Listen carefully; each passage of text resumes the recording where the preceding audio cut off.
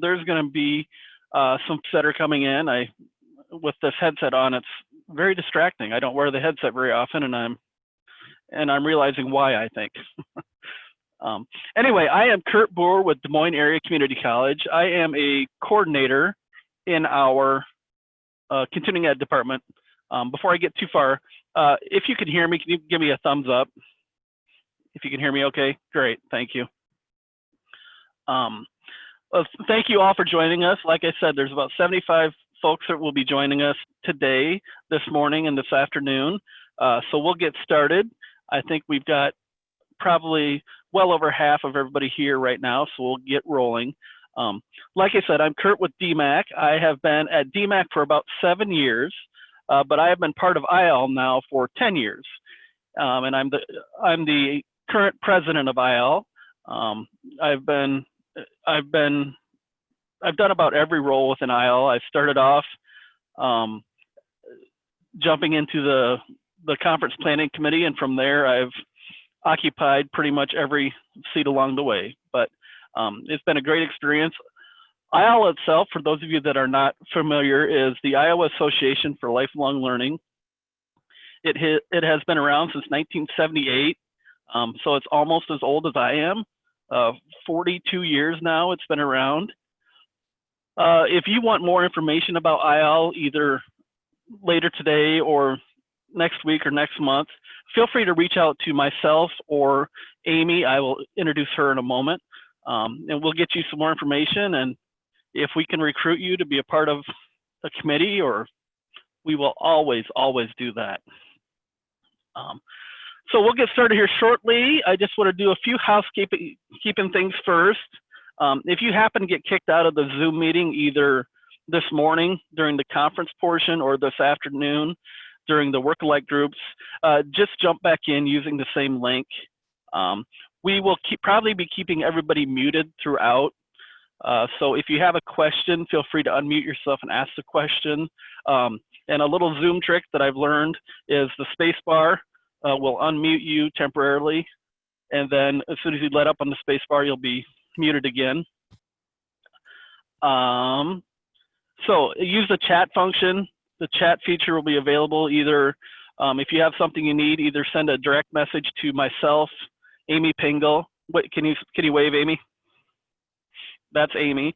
Or Andrea Knutson. I don't think she's on has her camera on right now. There she is.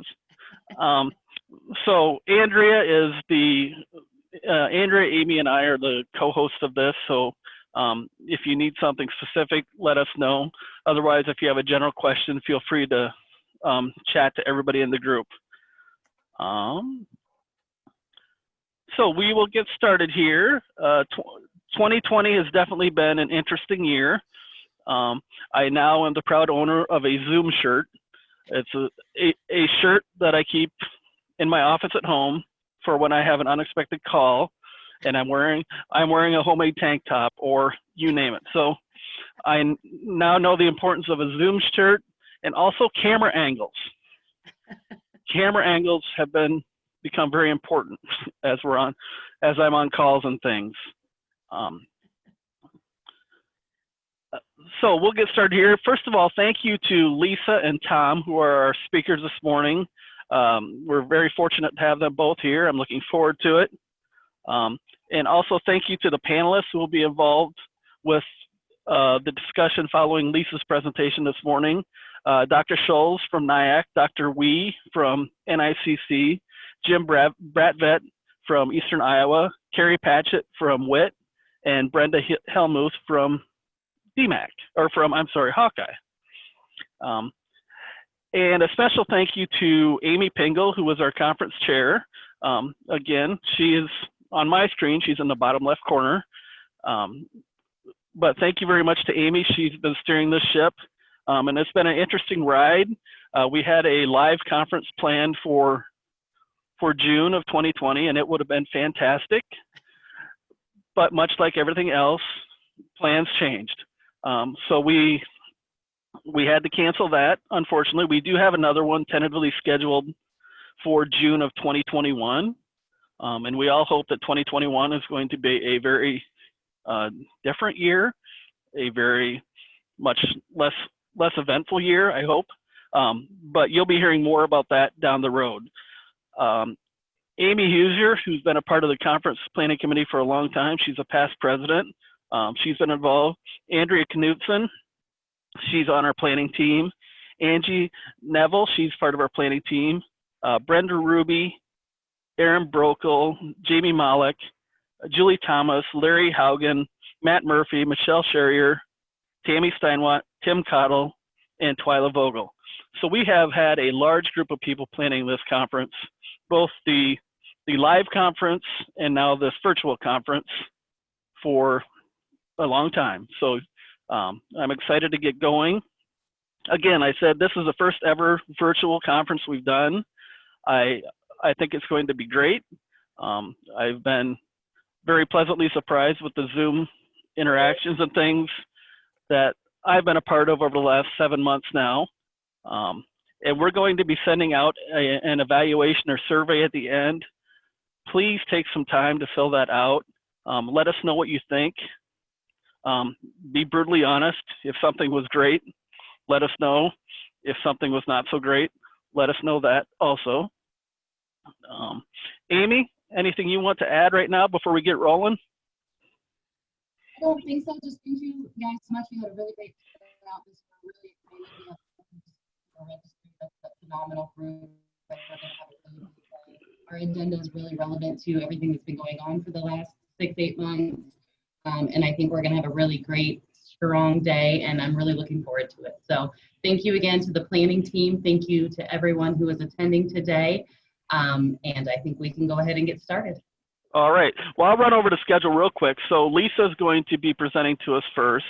Then we're going to have the panel discussion, and then Tom will jump in a little later. I think that's probably, at sometime. I'm not sure of the time. After Tom is done, we'll take a break for lunch. At 1 o'clock, we'll get started again with the work-alike groups. We have 4 different work-alike groups today. We have the healthcare group, which will be meeting from 1 until around 4 o'clock. And Rhonda Kaysen is going to be leading that one. And we have, at 1 o'clock also, we have the trade and industry work-alike group. Kelly Prickett will be leading that. At 2 o'clock, we're going to have the state mandated and the rec and leisure work-alike group. Connie Glandon will be leading that. And from 3 until 3:45, we'll have the marketing and operations group led by Jamie Malik. So, like I said, any questions along the way, let Amy, Andrew, or myself know. It's going to be a good day. Enjoy yourselves today. Ask questions, interact with those around you virtually, and then introduce yourself to somebody new. That's my charge to everybody today, is to introduce yourself to one new person. And at 4 o'clock, we're going to have a virtual happy hour at this link. So for the work-alike groups, you're going to be leaving this link and going to a different Zoom link, which are all available in the email you got from Amy. And also, I think they're on the website as well. Correct, Amy? Jamie, that's a question for me. But all the emails went out Wednesday afternoon with all the links, and they got resent to everybody again this morning. So everyone should have everything very handy. All right, thank you. So if you're missing a link that you're not sure if you have the correct one, let us know, and we'll make sure you do have the correct one. Without further ado, I'm going to introduce our first speaker, Lisa Schaefer. Hi, Lisa. Are you ready to roll? I'm ready to go. I hope you guys are ready to go. All right. Well, thank you. Lisa is an edutainer and knowledge broker for the past 25 years. She's been engaging audiences with leadership and laughter. As a certified John Maxwell speaker and coach, Lisa teaches the importance of trust and influence in leadership. She is passionate about creating cultures and organizations that help people shine. Lisa helps individuals and companies create strategic action plans that focus on the following things: strength, heart, ideas, networking, and empowering. Lisa is in the business of helping people shine and living authentically in leadership and life. So Lisa, the floor is yours. Woohoo! I'm excited to be here, you guys. Kurt, I love your Zoom shirt. I just got to make sure you got Zoom pants on too if you stand up, because that's always a fun part of it. I am excited to be here this morning. I hope you guys are excited to be here. If you thought to yourself, woohoo, it's Friday morning and I'm ready for a dose of energy to learn a little bit about mental health, give me a quick thumbs up. Yeah, I'm excited to be here. Woohoo! If you're thinking to yourself, Lisa, you got too much energy for 8:15 in the morning on a Friday, and you're not certain, you can give me a, oh, I'm not sure if I'm ready to go or not. I need more coffee to keep up to you. If you're thinking to yourself, man, Lisa, it's been a stressful week. It should have been Friday at least 3 days ago because I packed in a lot of stuff. If you're feeling some of this today, you can give me some of that as well. Because one of the things I want to focus on is really this idea of mental health and where are we at, because we have been through a trauma situation. We are actually going through so many changes so quickly that it's disrupting our subconscious routines. But today I want to make it about you, and I want to make it about things that you're passionate about, because I am very passionate about mental health. I'm very passionate about getting people engaged during crisis so that we can uplift and encourage each other together. So please, during this time, access the chat. I may ask some questions, and again, put your comments in that chat, because you all have a passion for education and you all have a passion for lifelong learning. And one of the biggest things we can continually do is continuous improvement in the area of mental health. So what I'm going to do is, again, engage us in this discussion of leadership. And what does it look like? What does it sound like? What's happening for us during this time of uncertainty? Because like I said, we have been going through a trauma. And one of the first things as leaders we must look at is our own mental health. We've got to be able to lead ourselves first before we can lead others. We've heard this all the time. Fill your cup up first. Make sure that you're taking care of yourself first, because we don't want you to suffer from compassion fatigue syndrome.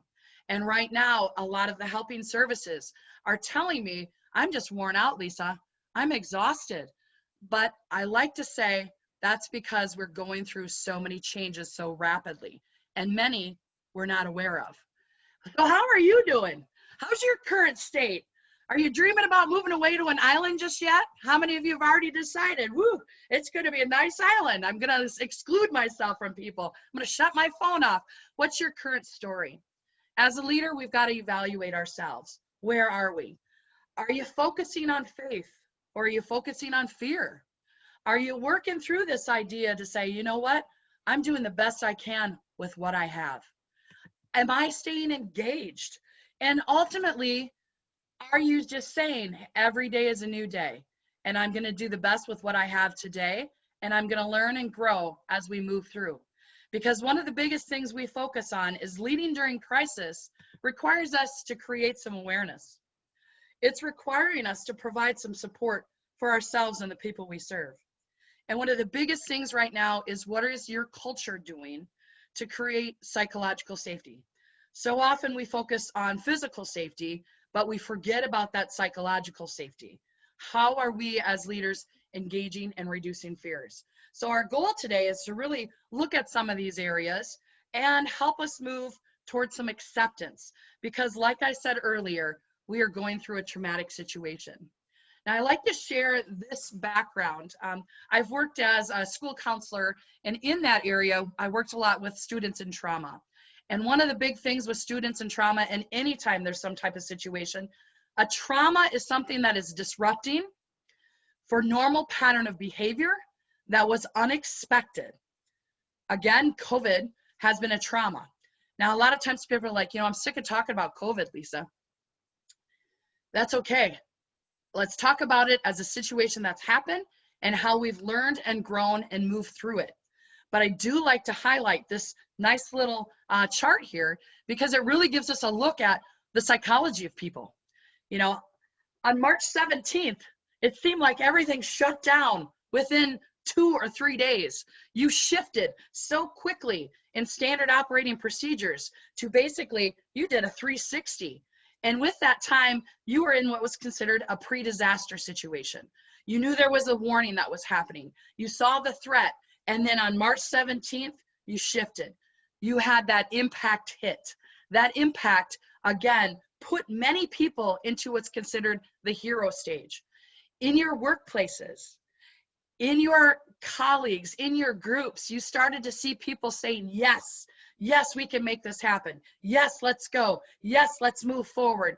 Yes, and we got into this idea of, I'm going to do everything I can to make sure that we get through this. And this was, again, kind of that short-term time. This is when people started rearranging their closets, cleaning out their kitchens. They're like, I'm at home, I'm going to do some remodel projects. You started to, again, go into kind of this almost overachievement area.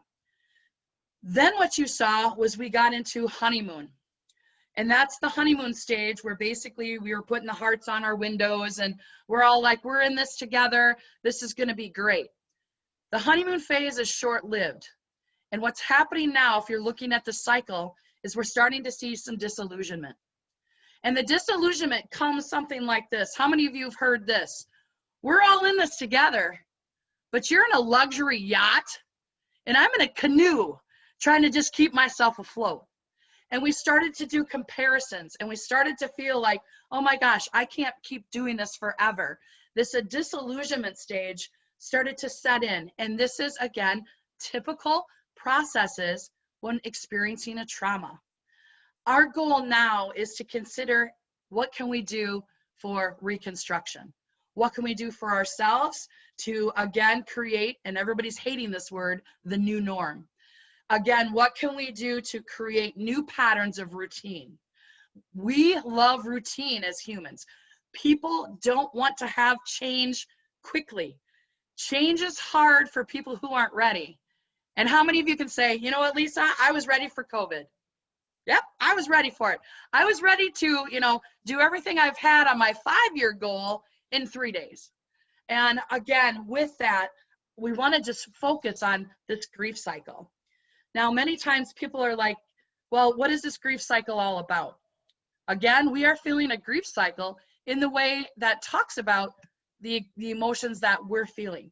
Again, our staff, our students, our colleagues, our communities, we had a loss. And that loss was our typical way of being. It was our routines. It was our entertainment. It was our ways to debrief. We had a routine of connecting with each other. And again, we had that shock, and it sent us into a lot of frustration, denial, anxiety, anger. Why is this happening? And some people are stuck in the anger phase right now. Some people have moved past kind of that angry, and maybe now they're feeling a little kind of sadness. I'm looking back on what I lost. What did I lose? Some of our communities have had some serious situations with financials, with furlough. Am I going to lose my job? Am I not going to lose my job? You have people going through this grief cycle. And when we go through some of that depressed grief cycle, we may feel more detached. How many of you guys right now are thinking to yourself, boy, what I wouldn't give to be at a face-to-face conference right now? Give me a thumbs up. What I wouldn't do to give. And how many of you before COVID was like, what I wouldn't be able to do, what I wouldn't give to be able to work from home? It'd be so nice to work from home. It's amazing how it changes for us.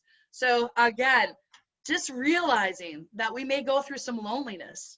Working virtually is increasing our loneliness. And again, that's where it becomes so important for us as leaders to create things like this. I love the fact that you guys are having a happy hour. Again, being able to have some fun on Zoom. But again, you see that's happening in that cycle of emotion. The one thing I'm starting to see with organizations is we're seeing some apathy. You know what? I've been cleaning and cleaning and cleaning for 6 months. I don't think I can clean anymore. You're having some of that frustration of, I can't keep this up. How long can I keep this up? And they might get into that detachment. That's when, again, people are feeling compassion fatigue. Like, I don't know how long. I might need to change my job. I might need to just take some time off. What we want to get to is, of course, growth. Now, we may bounce back and forth between these depending on certain days. Like some days you might wake up and go, I'm ready to make this happen. And some days you're like, I don't know if I can make this happen. So just being able to be aware of this, that these are typical behaviors, typical emotions that people express. So we as leaders have to be aware of those so that we can create psychological safety. The big thing right now with psychological safety is helping people be okay with sharing concerns in a constructive way. We don't want people coming in and saying, hey, you got a minute? Because I have some problems. And then they end up puking all of their problems on your table. Because there's a difference between venting and debriefing. And then again, just staying stuck in a story. We want people to come in with a mindset of, hey, here's what's happening. What was the situation? What's the background on it? How do we need to assess this? And what are the recommendations? We want people to feel safe being able to share those concerns and looking at, again, what are some of those recommendations. If you haven't heard Cy Wakeman, I would encourage you to jump on a call with Cy Wakeman. She does a lot of YouTubes, but she talks a lot about the SBAR approach. Again, what happened? What's the background behind it? What do you currently think could be done? And let's make a decision and move forward. That's creating psychological safety for people, helping them get unstuck from kind of that venting. Because I can vent and vent and vent. And if it's not productive, then again, that's reducing our culture and our psychological safety. We want to be able to speak up about mistakes. You know, how many of you, when you first started Zoom, you're like, is this thing on? How are we doing? Can you hear me? You know, and you started kind of really just playing with Zoom. And we've learned to grow 1% better every time we get on a Zoom call. So again, being okay with making some mistakes and allowing opportunities for people to make mistakes without having this fear of punishment or this fear of humiliation. Our goal as leaders is to continue to create this. What are we doing? How do we lead? What's happening? Again, focusing and helping people through some of the fear. Educate yourself, you know, educate the people you're leading. There's been some great examples throughout the last 7 months of how people have been transparent in what they're doing. How many of you guys have flown in the last 7 months? How many are like, ooh, I don't know if I'm ready to fly yet? Delta has been doing a great job of putting on their sites and educating people of the processes that they've been doing to keep you safe. So again, educate yourself. Let people know what your policies are. Each of your organizations has done a great job. Here's what's happening. Here's what we're going to do if there's an exposure. You cannot talk about that enough. Oftentimes people say, well, you know, I'm tired of talking about this. I feel like I'm talking about it all the time. You have to, again, communicate this frequently because that fear keeps coming up, especially if there's an exposure. So again, what's happening? What are we doing? What's most important? Are you communicating a message that the safety of your people are most important? I love every one of the emails that I've been getting lately that says, due to the safety of our staff and for you, we are now moving to a virtual platform. This is what we're doing. Again, this is creating that repetitive type of approach because when our mindset is in trauma, we do need that repetition. What's your SMART plan? How are we defining success during this time? A lot of times right now, people are concerned about, you know, if low enrollment's happening, what are we doing? What are some things that we can do to get re-engaged? Can we be innovative? What is your plan? The big thing too that I'm seeing with organizations that have psychological safety in their culture is they're trying to be flexible and adaptive, but then also holding strong boundaries. You know, sometimes people are like, Lisa, I've got these people that are taking advantage of this. You know, they're exposed and taking days off all the time. Be flexible. Try again to help make some of those choices with them. Creating connections, being authentic. Right now, if you are a leader, the one thing people are asking you to do is be authentic. Don't blow smoke. Don't try to be putting a buffer on things. Own your feelings. I have one person that I've worked with as a CEO, as a coaching client. He basically has been putting out videos and saying, hey, I've never been through a pandemic. We're doing the best we can. Here's what we've been doing.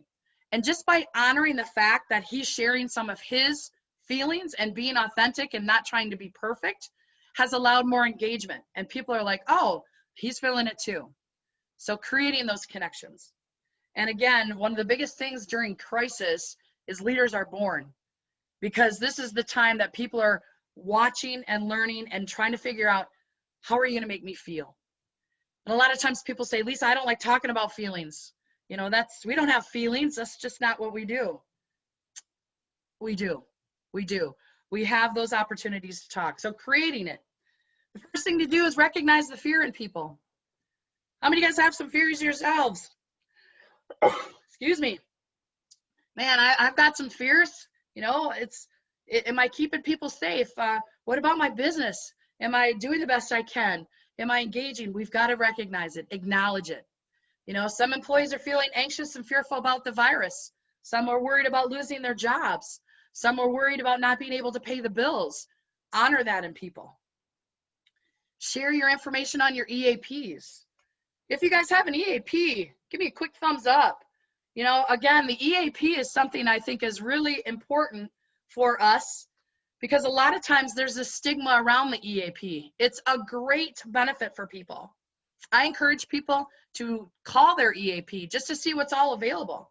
There's counseling available. There's financial support available. There's so many things that, again, are present for people to be able to connect with. And people always say, you know, if I call the EAP, is my boss going to know it was me? Again, I always let people know confidentiality. All the EAP does is calls and lets the company know the number of people that have utilized it, not the names of the people who have utilized it. Make it easy for people who are sick or exposed. Adjust some of your attendance policies. Again, people are scared. What if this happens? Create a sick leave share account, or out of days, let go of some of those negative things. That's going to help create more psychological safety during this traumatic experience.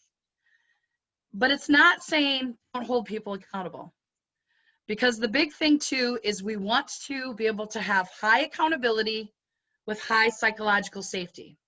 And when you have those two, we are in what's called the learning zone. The learning zone says, hey, here's what we've done. Here's what worked. Here's what maybe we need to do differently.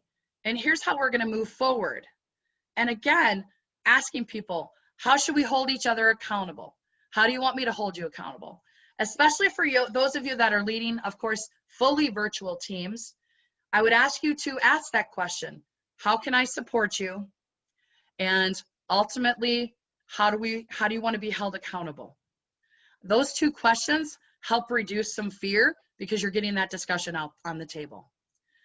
The one thing is we don't want people in the comfort zone or the apathy zone.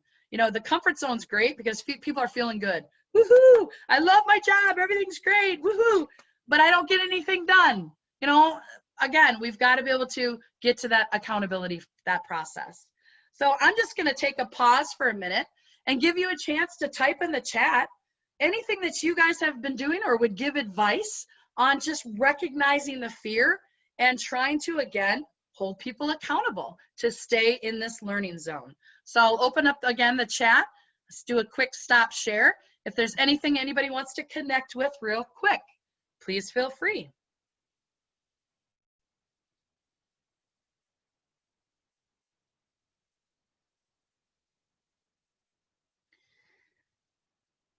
And then people always give me this idea, Lisa, there's 75 people on this Zoom call. I don't want to put something in there.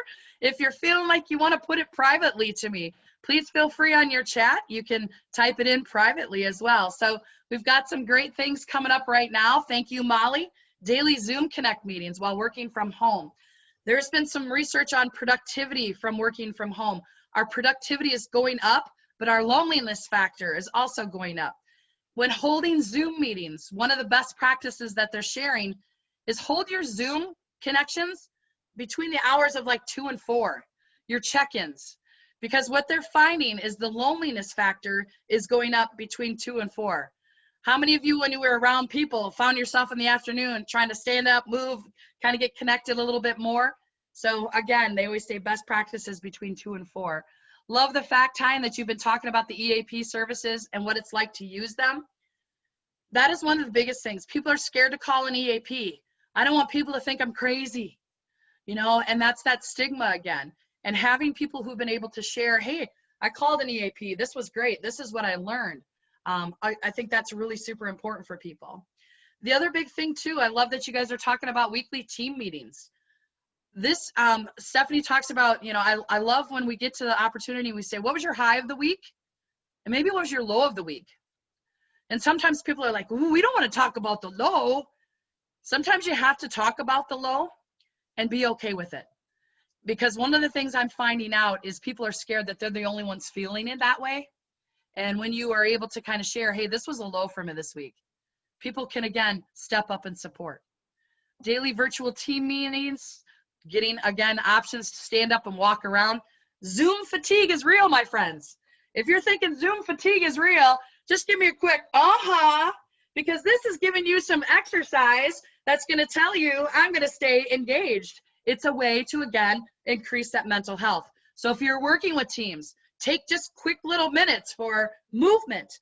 I can send these paddles out to you, giving people just a chance to, again, give some of these paddles during Zoom. It's movement to engage that brain.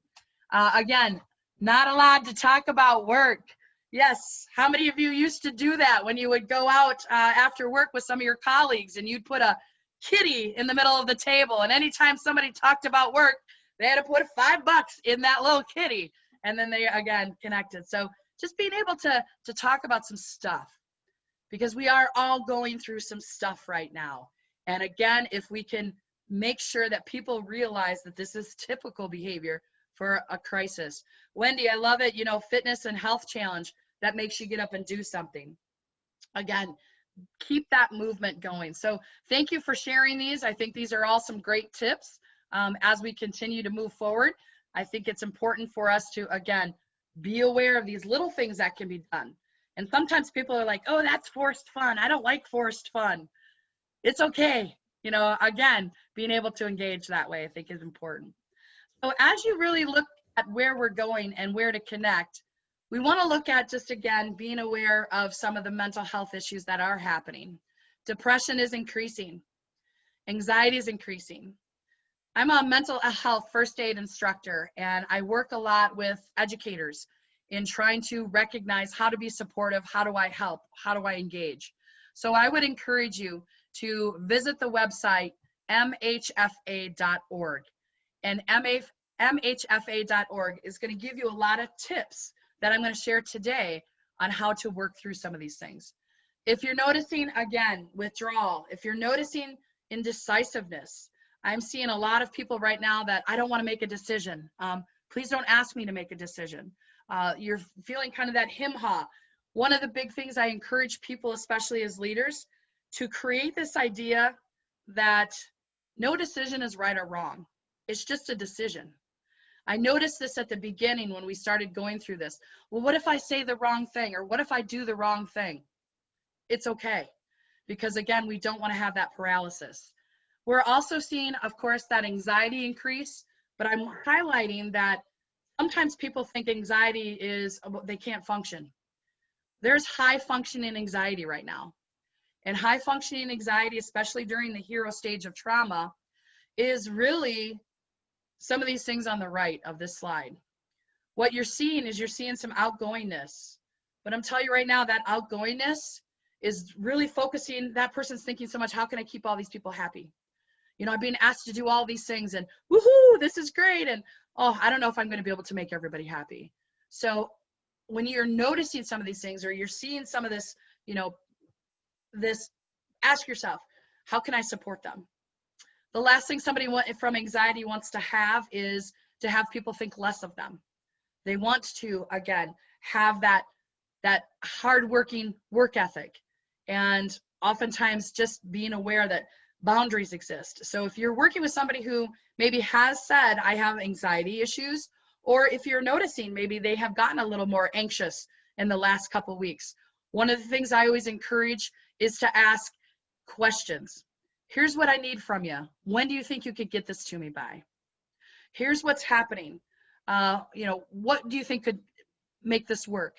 How can I support you? Again, going back to those main questions, helping people work through that. And it requires empathy. I'm assuming that many of you are Brené Brown fans because you're in education. I am loving up on Brené Brown and this idea of really having courage. Now, I have been not traveling, so I've had a lot of time to jump on this thing called Netflix, and there's a great documentary that Brené Brown has done, and she's really working in the area of empathy. People say, you know what, I am an empathetic leader. Great. If you're trying to fix it all the time and you're not allowing them a chance to kind of fix it themselves, I'm going to ask you, are you empathetic or maybe sympathetic? Because one of the big things in empathetic leadership, if somebody comes to me and says, I got this problem, and they say, fix it, I want to say, what have you thought about? What is your recommendation? Have you ever thought about this? And when I use the language, have you thought about this, I'm giving advice without giving advice. So sometimes people will say, well, you should do this, you better do this, you have to do this. I always like to say, have you tried this? Have you thought about this? Has this worked for you? That is more of that empathetic leadership. And so again, I'm not here to fix it. I'm not here to feel it. I'm here to help support you while you feel it so that you're not alone and that we can move together. And I think sometimes people say, well, Lisa, I don't have time for all of that. I have all these other things that are going on. I'm going to encourage you, it doesn't take that much time to jump into that empathetic language because you're now empowering them to get more of an internal locus of a control versus an external locus of control. Internal locus of control basically says, I'm in control. I can make the decisions. External locus control says the world's happening to me. I can't do this. Everybody's making me do this. This isn't fair. And you get this culture that basically is the martyr culture. Oh, I work more than hours than anybody else. I work harder than anybody else. If you're fixing it too much for people, they jump into sometimes that external locus of control. So what have you tried? Tell me the situation. What are your recommendations? Have you ever thought about? That is empowering language that can be used. And when you build it, you can build some teams. You know, how many of you guys have ever heard of walk a mile in my shoes? You know, a lot of people have these whams. And some people are like, whoo, I don't know if you want to walk in my shoes after a couple days. It's just a lot of work. But many job shadows in organizations. You know, I've seen people right now having to do a lot more than what they've had to do in the past. And some of these silos are breaking down because of the fact that now I need to adapt. And so you're thinking to yourself, wow, I didn't realize all the stuff that you did. And just being able to kind of see some of that. Find a teammate, learn 3 things about them. And it's not just touchy-feely, because if you guys know me, I'm not really a touchy-feely person, but I still want to get to know you and what's important to you, what motivates you, what do you love about things. That is, again, creating that affirmation. So find a teammate. I have one CEO that I absolutely adore. She has one of the lowest turnover rates at her organization in Dubuque because she says every time that she meets a new teammate, she asks 3 questions about what's your favorite food? What do you like to drink? What's your favorite candy? And anytime that she hears of people doing well, she sends one of their favorites to the desk. And it's amazing when you share a favorite, people now think, oh, you care about me. I'm not just randomly sending you off something. I'm actually intentionally giving you something that's important to you.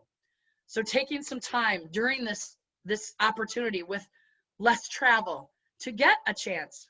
You know, we've had people play 2 truths and a lie via Zoom, you know, doing some of those fun things. 2 truths and a lie is always a good time. And, you know, we've had people do show and tell. We've had people do scavenger hunts in their offices and in their houses. Who can find me this? And then they send out swag. You know, again, just trying to re-engage people in a fun way so it's not like, oh, I got to be on another Zoom call today. So trying to make it fun. The other thing I would encourage you to do in building empathy in your teams is what I'm noticing people do is they're stacking their meetings. Allow yourself 15 minutes in between meetings. You know, block that time off. You know, again, If you schedule a meeting from 9 until 11, just assume that's going to be 9 to 10:45, so you give some people some time to process, because that travel time was allowing us time to process what was coming out of that meeting and what were our action items. So again, making sure to give grace for 15 minutes, sending out handwritten birthdays, anniversaries, all these different types of things. When you're getting to this engagement process, you're moving to empathy and you're moving to compassion. Again, we don't want to pity people. You know, any of my friends from the South, how many of you ever heard, "Oh, bless your heart"? The minute you hear "bless your heart" in the South, you better educate yourself really quickly, because that's some pity coming on you for, again, not having the opportunities. We don't want pity. We want compassion. And when we have compassionate leadership, realizing that we are going through these emotions, it becomes more beneficial. So again, just some tips and tricks on how to create that psychological safety. Because as we're moving through these emotions, I like to educate people on this idea of we have control over our emotions. We don't have control over the situation. We have control over, again, how we respond. If you have not read the book Onward, that's another great book I would encourage you to look at, because it's about building educational resiliency. Recognizing the fact that we're going to have some prompting events. And the big thing right there is the interpretation of that prompting event. What's happening? How many of you have ever had somebody say, "Hey, I'd really like to talk to you today at 3 o'clock. Your boss called and said, "Hey, I'd really like to talk to you today at 3 o'clock.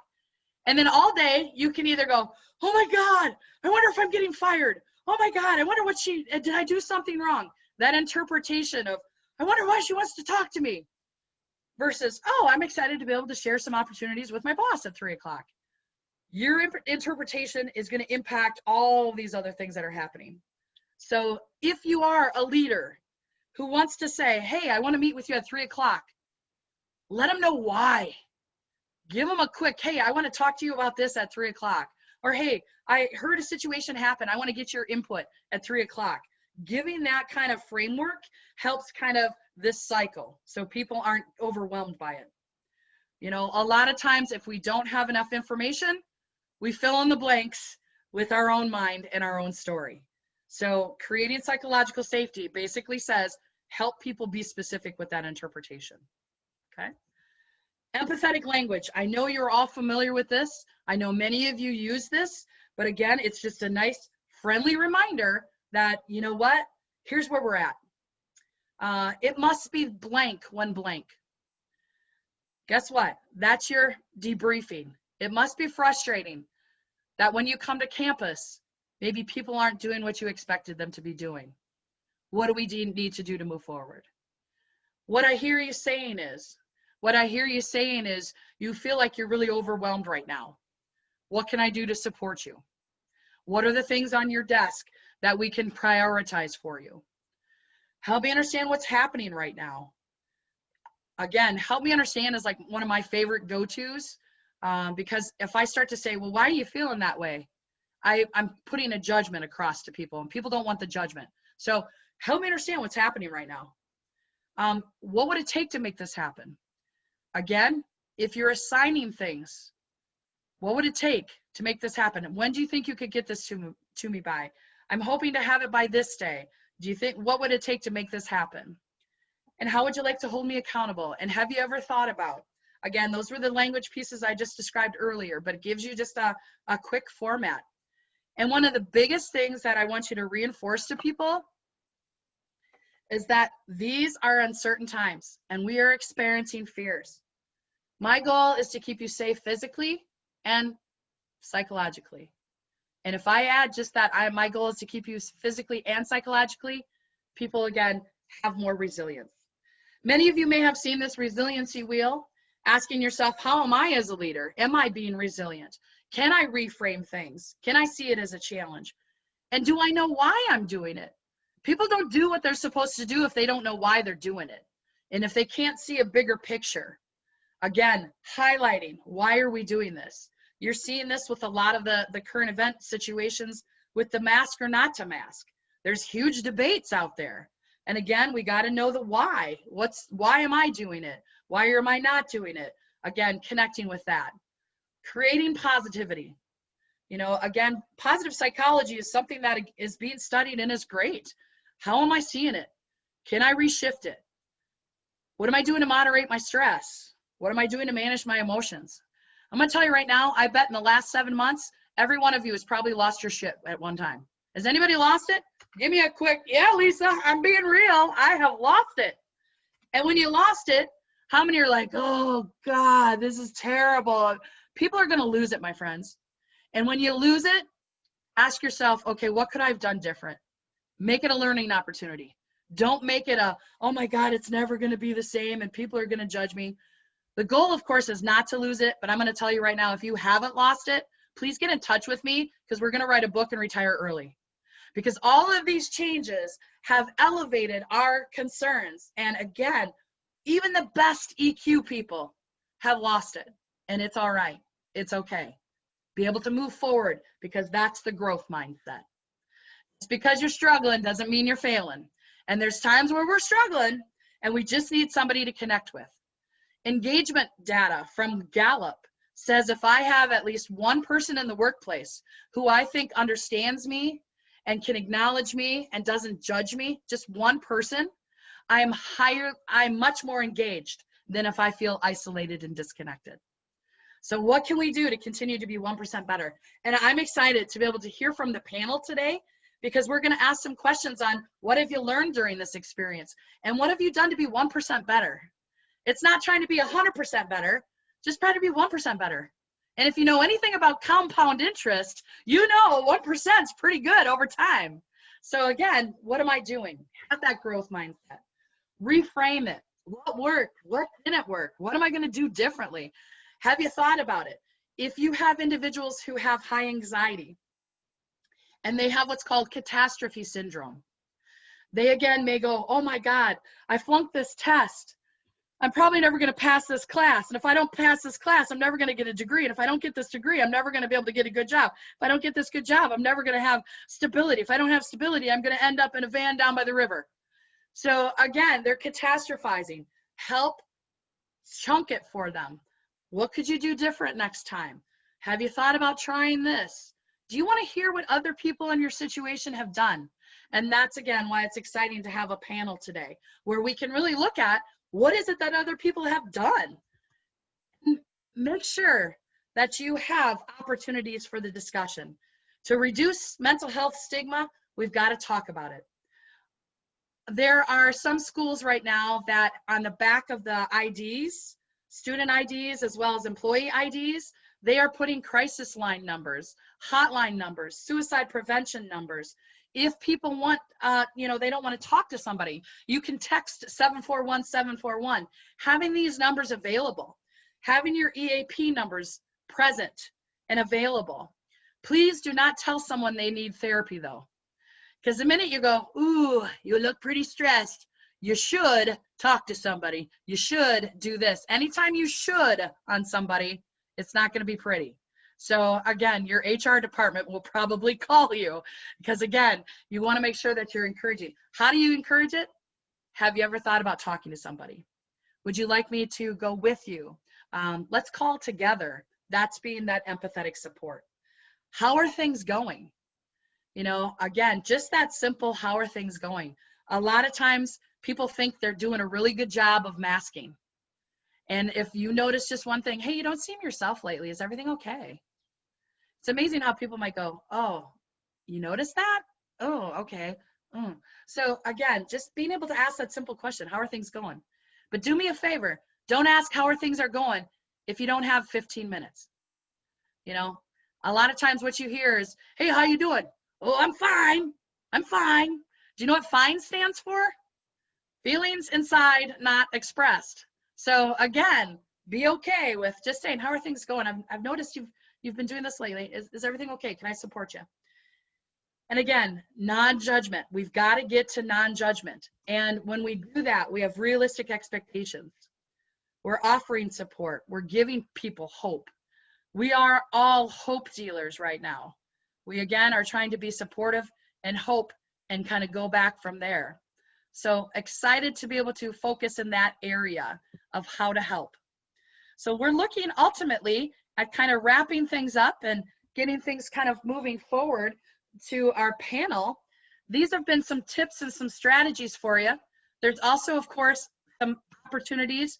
And as you look at this, you know, just be aware not to give advice. Don't get focused too much on this right or wrong, or again, try to fix the person. That is ultimately some of the things that I think are important for us to be aware of in creating psychological safety. So I want to just go ahead and stop the share real quick. I do want to let you know again, National Alliance of Mental Illness, NAMI. It is Mental Health Awareness Week. So I would encourage you to go out and visit NAMI. It is a great tool that gives you more tips and tricks in creating psychological safety within the workplace. I would also encourage you in the tri-state area, we have a movement that's called Brain Health. Brain Health Matters is another organization that's trying to help reduce the stigma by the language that we use. So again, if we're saying that's crazy, you're crazy, we want to try to reduce and get rid of some of those types of things. So I'm just going to stop the discussion real quick, and questions, comments, or even advice that you'd like to share that's worked for you, please feel free to type that in the chat box.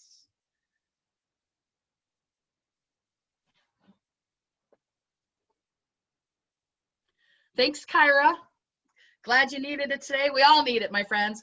You're on fire. Woohoo! Again, if you guys want these paddles, let me know. I can send them out to you, and you can go get them made, or if you're feeling a little creative, artsy, crafty, please feel free. These are always just fun little engagements to keep you moving during a Zoom call so you don't get Zoom fatigue. Amy, what do you think? Are you ready to move to another opportunity here? Yeah, absolutely, Lisa. Thank you so much for kicking us off this morning. I think what we'd like to do is go ahead and give everyone about a 5-minute break, use the restroom, get coffee, do whatever you need to do while we get our panelists set up and ready to go. And we will get started in about 5 more minutes or so. Sound good? Awesome, you guys. Keep being 100. Love you guys. Thank you so much. Looking forward to our great panel coming up. Woohoo!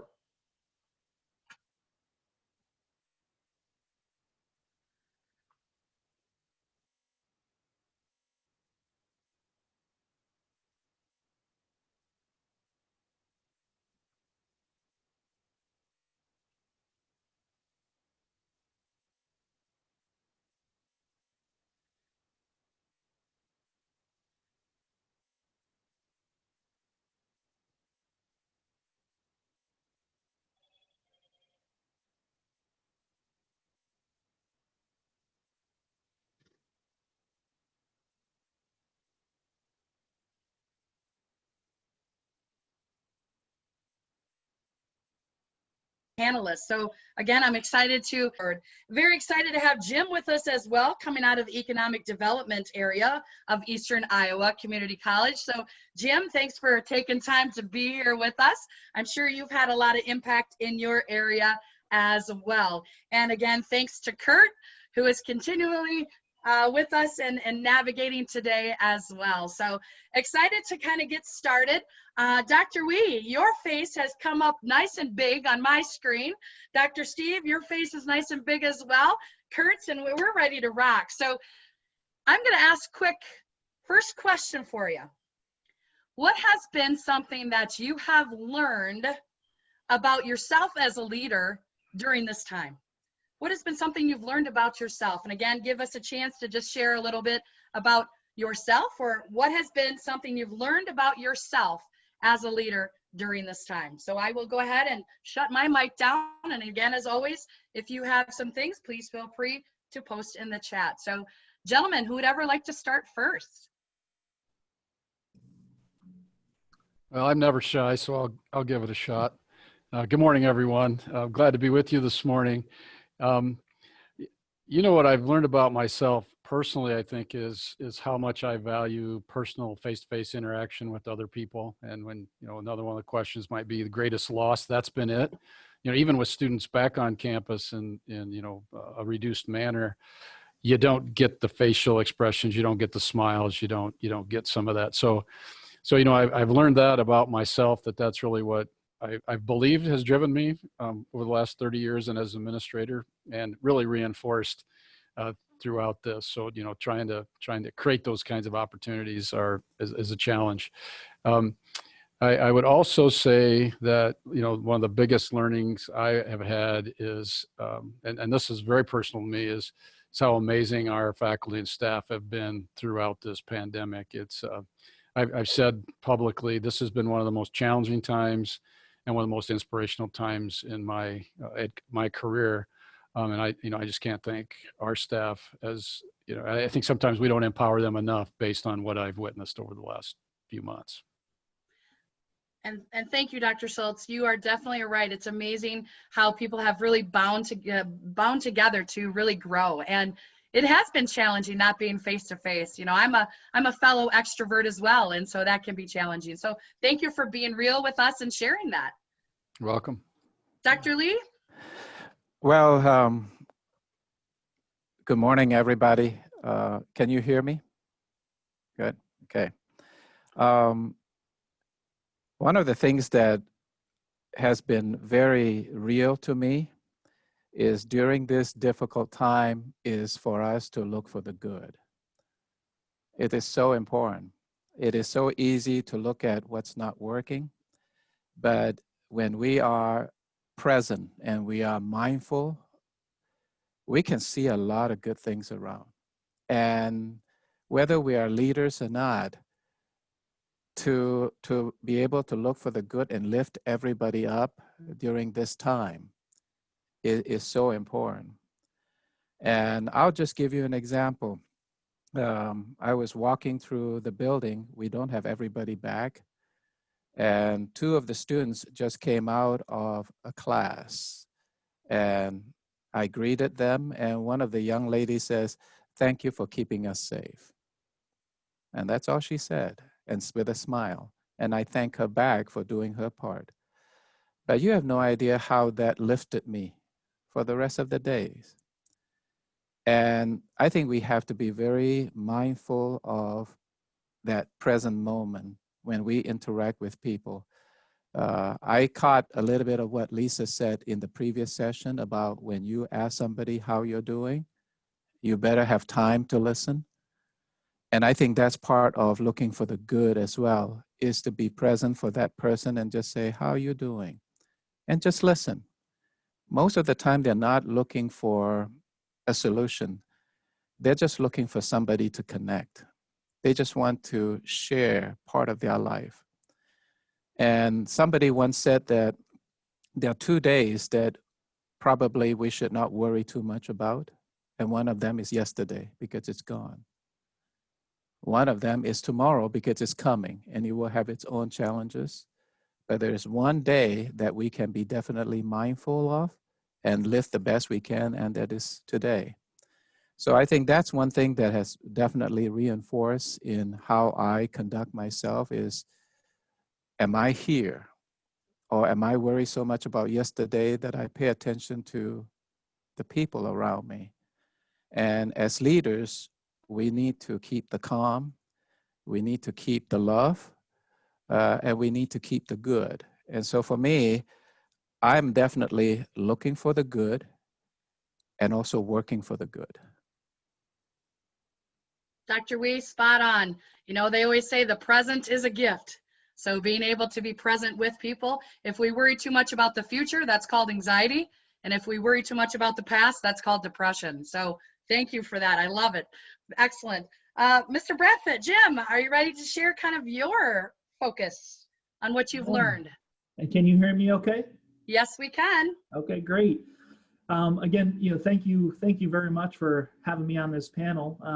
When Tim asked me, I was very excited to accept. So I really appreciate it. And actually, so my thoughts are kind of the combo of both of the previous answers. What I kind of already knew about myself, but was definitely reinforced, was I'm driven, I'm energized by people. And when there's not a lot of interacting with people, even if it's via Zoom, when there's not a lot of interaction with people, I find myself drained. And there's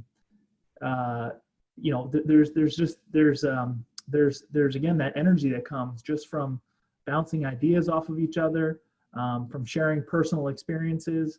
And during COVID, that still happened. We have a team of about five folks, and we still kept communications together, but it wasn't as frequent. And there was also a lot of the discussions turned into just personal connections. There was a time when obviously we know the whole country, pretty much the whole world was shut down. And so there wasn't a lot of business talk going on. But those personal connections of, what are you doing today? How was your weekend? Just those small conversations like that really helped me personally gain energy. And so I think as a team, we started doing more of those, and we would just kind of call each other randomly just to simply say hi. And when we come back, it's interesting because our campus has been open technically, officially for about 2 months now, and those kinds of conversations don't happen as frequently. And I think we can all tell. So what we're trying to do is make sure that those do continue to happen, and we don't let the business discussions or the strategy discussions overtake what those personal connections should be doing. Jim, I love it. You remind me of the comment I hear that culture eats strategy for lunch. Right. And if your culture isn't connected, all your strategy isn't going to matter. If we don't know the why before we know the how, it's going to be definitely difficult. So I love it, Jim. Thank you for sharing. Kurt, are you ready to share kind of your biggest takeaways and what you've learned about yourself as a leader? Yeah, thank you very much, Lisa. And I echo what everyone has said. I think the face-to-face water cooler talk, that's something that I do miss.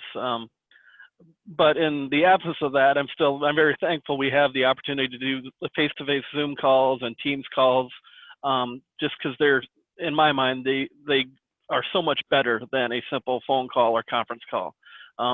My engagement level on conference calls, it's not ideal. And it's probably not always ideal in these face-to-face virtual calls either, but it's markedly better. Yes.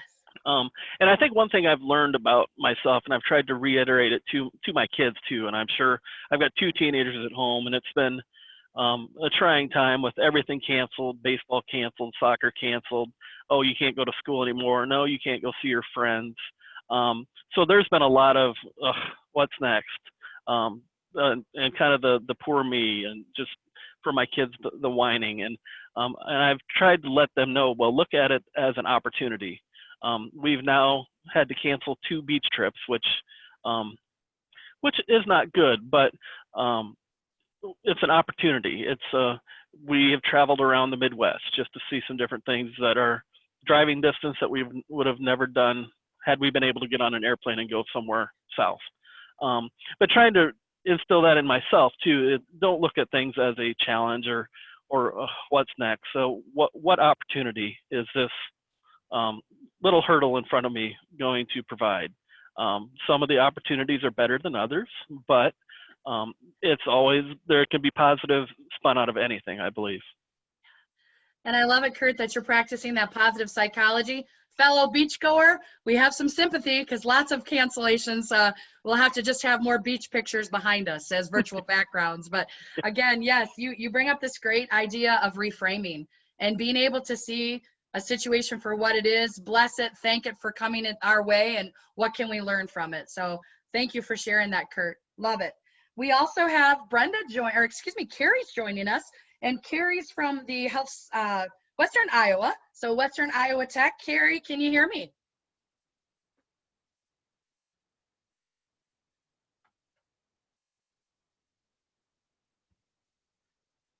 Yes, I can hear you. Awesome. How's it going in Western Iowa today? It is doing good. We're up here in Sioux City, Iowa. It's going well. So Carrie, the question I presented to the panel of course, is what have you learned from this experience about yourself as a leader, or anything that you want to share from that point of view as a health sciences administrative program coordinator? Yes, well, thank you. So what I learned as a leader is just to never give up. where there's a will, there's a way. And just keep putting one foot in front of the other, and you will face some setbacks. And I am a nurse by profession, so we're always used to, if there's not a supply that you need, what is a substitute for that? What's just as good? What's an alternative medication or treatment we can use? That's really come in handy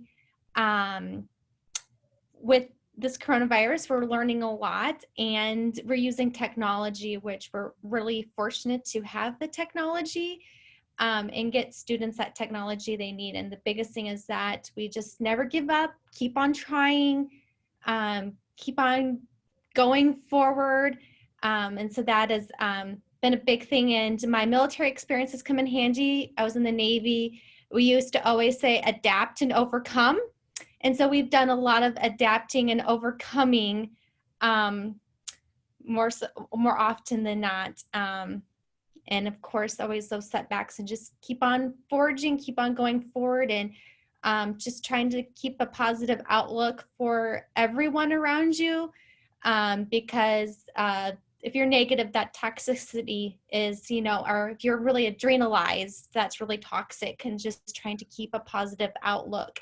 So everyone around you can keep a positive outlook, because we're all in the same situation. It's stressful for everybody. So that's the biggest thing that I've learned, is just adapting and overcoming, and just keep going forward one day at a time. I love it, Carrie. Again, you bring up this idea that the leader can set the tone and the energy of the culture. And I love the fact that you're in the Navy. And I used to teach students coming out back from the Army, and they always told me embrace the suck was their motto. So again, just being all right, adapt and overcome. I love it. So great advice for that. So excellent. So as we look at, again, moving forward and kind of your biggest takeaways, I'll just open it up to the panel, whoever wants to share. What has been a process or a recommendation or something you felt was a great takeaway that you want to continue to do? Something that you're like, my organization has done this really well, and I want to continue to take this forward. As we look at standard operating procedures and value streaming and process mapping, and what has been something that has really been a great takeaway that your organization has done, and what advice would you give to others? And I'll jump in and start here first, Lisa. And I think we had about 3 hours notice from going to a normal office environment to, okay, you are 100% virtual for, it may be a week, it may be a month. We never thought it would be 5 or 6 months, but that's what it was. And I think our department, we really didn't miss a beat. I mean, it wasn't all clean and completely a lean process, but we figured out a way to get it done, and we made it happen. We created new pathways, and we rerouted some old pathways to make it functional for not only ourselves, but also the students we're serving and the community.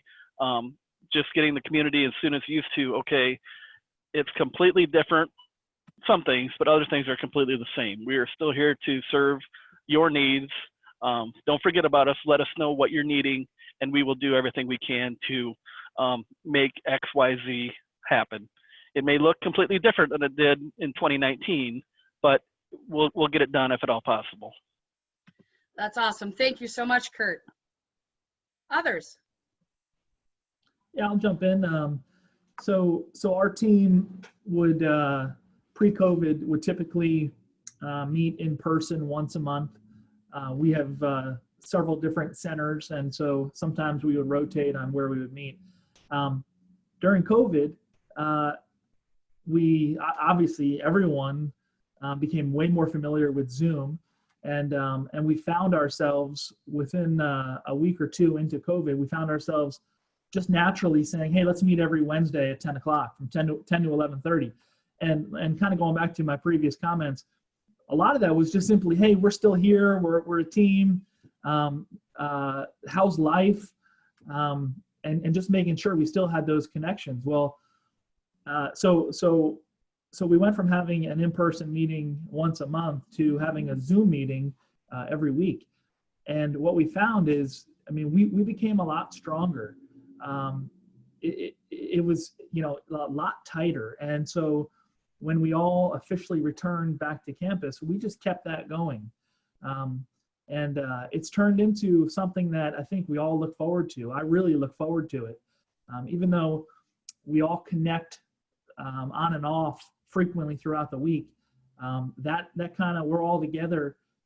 It's just a great, not only brainstorming, but just a simple way to stay connected and feel like a team. So that to me was one of the biggest takeaways from the shutdown. Awesome. Thank you, Jim. Others?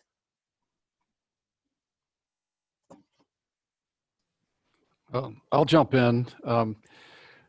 You know, we have an entrepreneurial center here, and Amy's real familiar with some of this entrepreneurial mindset work that we've undertaken, not only at NIAC, but across the state with some of our peers. And really, my biggest takeaway is, you know, this is an opportunity for us to really strip this thing down and rebuild higher education around student and customer needs versus around institutional history and faculty and staff needs. Let's be honest about it, you know. And so I think the thing that I'm taking forward most is that I believe only those colleges that have a culture of entrepreneurial mindset are going to survive, because I don't think we can go back to the way we were based on the flexibility we've given faculty, staff, and students. So I think it's going to take that kind of leadership to lead moving forward. And first opportunity really in my career, just to kind of, you know, break down the walls of everything you do and rebuild a process that meets the needs of students. And still across the state, we're down enrollment about 5 to 10%. So we haven't figured it out yet. We're going to have to continue to move forward with that. But it really reinforced some of the learnings that I've had over the years about innovation, engaging people, and really trying to rethink the model based on who we serve. Love it. Great advice. Design thinking is so important in entrepreneurial, and being innovative, I think, is key. So love it. Thank you. Anyone else want to make a comment on this one? I'll start. We have always prided ourselves as open access institution as community colleges. That means anybody can walk through our door and we would serve that person. And we pride ourselves to say that access to education is there. But during this time, something that is even more glaring, I think we all know it, but definitely need to work even more, is equity to access. And definitely when we had to go remote, we realized very quickly that some of our students don't have the technology at home. Or if they have the technology, they had to share, either with their spouse or with their children. So there is that level of stress. We had a process in place for a number of years now, and we call it the care calls. And that's a volunteer or faculty and staff calling our students at the beginning of the semester to find out what are the barriers standing in front of them that prevent them from accessing education. So for us to be there is no longer enough. We have to look at holistically what's in their lives that support access or prevent access. And during COVID, over 100 of our faculty and staff colleagues call, I think 2,000-3,000 students. And from those calls, we were able to triage and provide. So we provide computer for free, hotspots, so on and so forth, money for childcare, transportation, and things like that. And during that time, we were able to retain a lot of those students. So I think that is something that we need to, as an institution, need to do more of. And that is the holistic picture of our students, rather than saying that, well, certain things are their responsibility. But for us, if we provide access, well, what is preventing that access? And that is something that we are going to continue to do much better. And in fact, right now, when we work with students right off the bat, people who are interested in joining NICC, one of the questions we ask is, if you want to go online or potentially do so, what is your technology setup at home? Because sometimes they don't think about it. So we have to work on that. So I think that's one of many things that we will continue to do, but I agree with President Schultz as well. This is a great opportunity for us to question, why are we doing certain things? If we believe that we are going to go back to business as usual pre-COVID, we are really in trouble. We definitely to say, post-COVID, how will higher education be different? And for community colleges, I'm very glad that we're not paralyzed during this time. In fact, we pivot. That's a difference. And I agree with his entrepreneurial mindset is, how can we serve our people better? And how can we position our college, our human asset, in a better way to embrace a bright future? I believe our bright days are ahead. Yes, this is challenging time. Our brighter days are ahead. How do we embrace that? Love it. Great discussion on that. And again, always providing that agility is key. Change is only hard for people who aren't ready. And again, we've got to be ready because change is constant. So thank you for sharing that. Anyone else want to add anything else until we move to the next question? And again, if there's questions from the chat, please feel free to engage that way. You guys are doing 100 right now. I'm loving all of your great responses. So woohoo, this is awesome. The next thing I'm going to ask you, is there anything that you have learned that you've stopped doing? Maybe a piece of advice that your organization has stopped doing that you think maybe might be beneficial in saving time? Because one of the things COVID has taught us is to try to get rid of some of the distractions and, being able to have more clarity on what our purpose is. So was there anything, again, that you've stopped doing that you would give as kind of a, hey, we've stopped doing this and I didn't think we could do it and we've done it. So I'll open that question up. Anything that you've stopped doing as an organization? So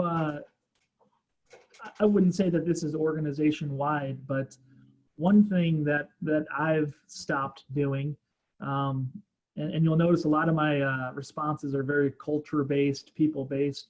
I think that's one of the biggest. Yes. Yeah, it's one of the biggest areas that need to be focused on. So one of the things that I've stopped doing is starting my day with a meeting.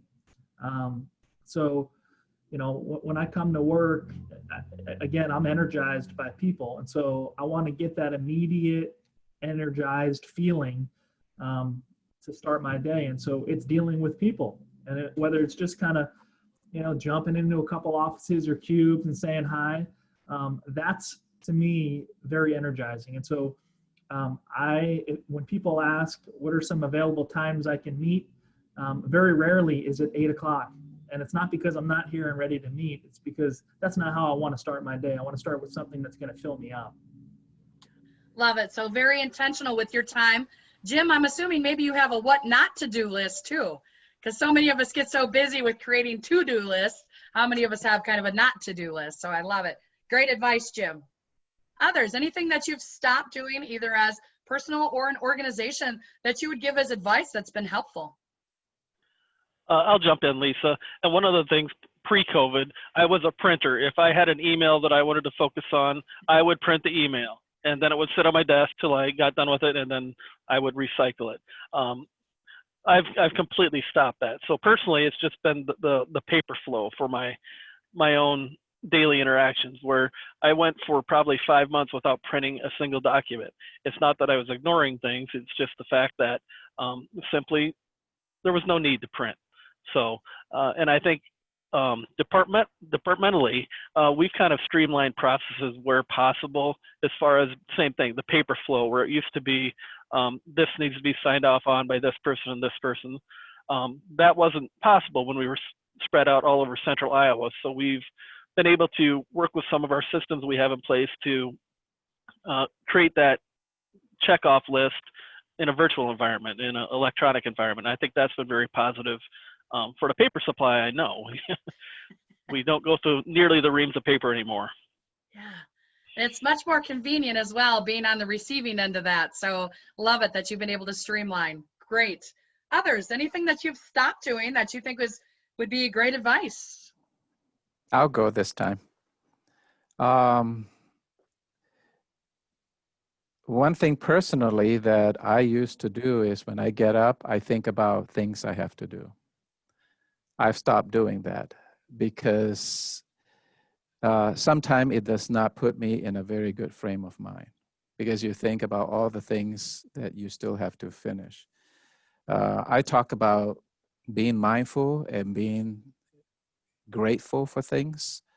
So I start the day right now with a prayer and also giving thanks for things around me, especially when I'm driving to work. It's amazing when you look around, there are so many things that are awesome. Just like today, you know, the sun is coming up and the leaves are changing. The season continues, you know, even during this terrible time. And how many of us during the drive, we actually miss the changing of the colors? We totally didn't see it. So I found that that is one way for me to reframe the start of my day. And same thing, when I'm going home, instead of thinking about what I have not finished, I also start looking for things that are pleasing. And I think that's important. Now, as a college, what we're beginning to understand is that we don't all have to be here in person to do good work.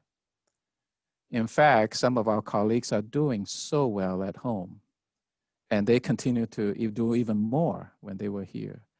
And so I think one of the things we're going to stop thinking is that there is only one way for us to come together to work. Going forward, how would our college look like? Both a combination of in-person and also remote.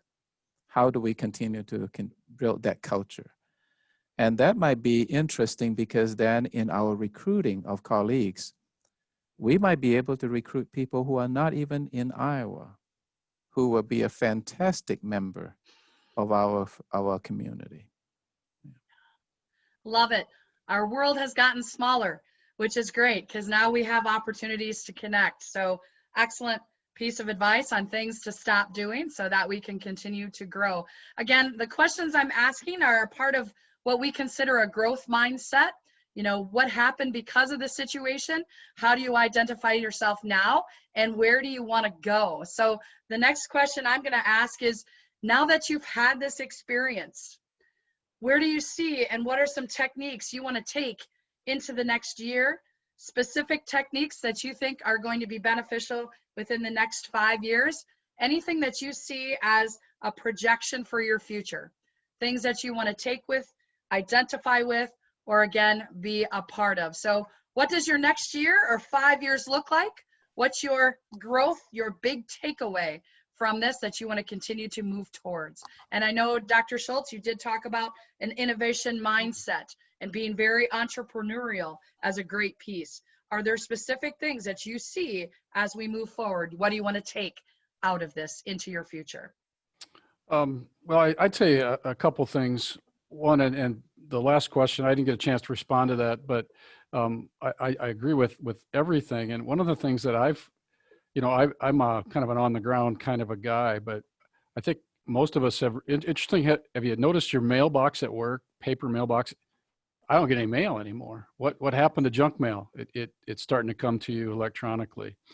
The other thing that I've recognized, which surprised me, is when you're doing Zoom meetings, attendance is up.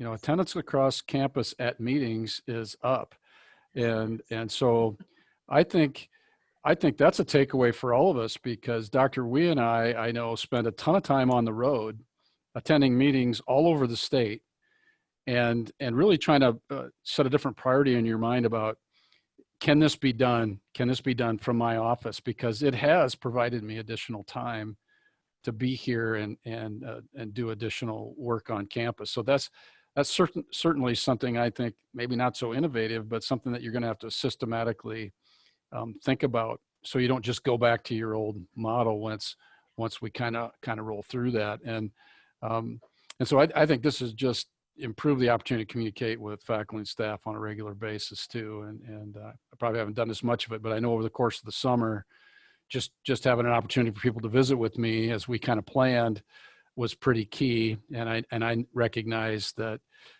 communication is more difficult in this environment, and that I need to up those opportunities. So, trying to improve communication in a more virtual world, I think, is something that we just need to continue to be more innovative about. That's the first thing that came to my mind. Great piece. Thank you. Nice job with that. Others? I think for as far as like the student side of things, the classes we offer, how we offer them. In the past, the virtual or online offerings, they were a nice to have, but now going forward, it's no longer an option. It's a need to have.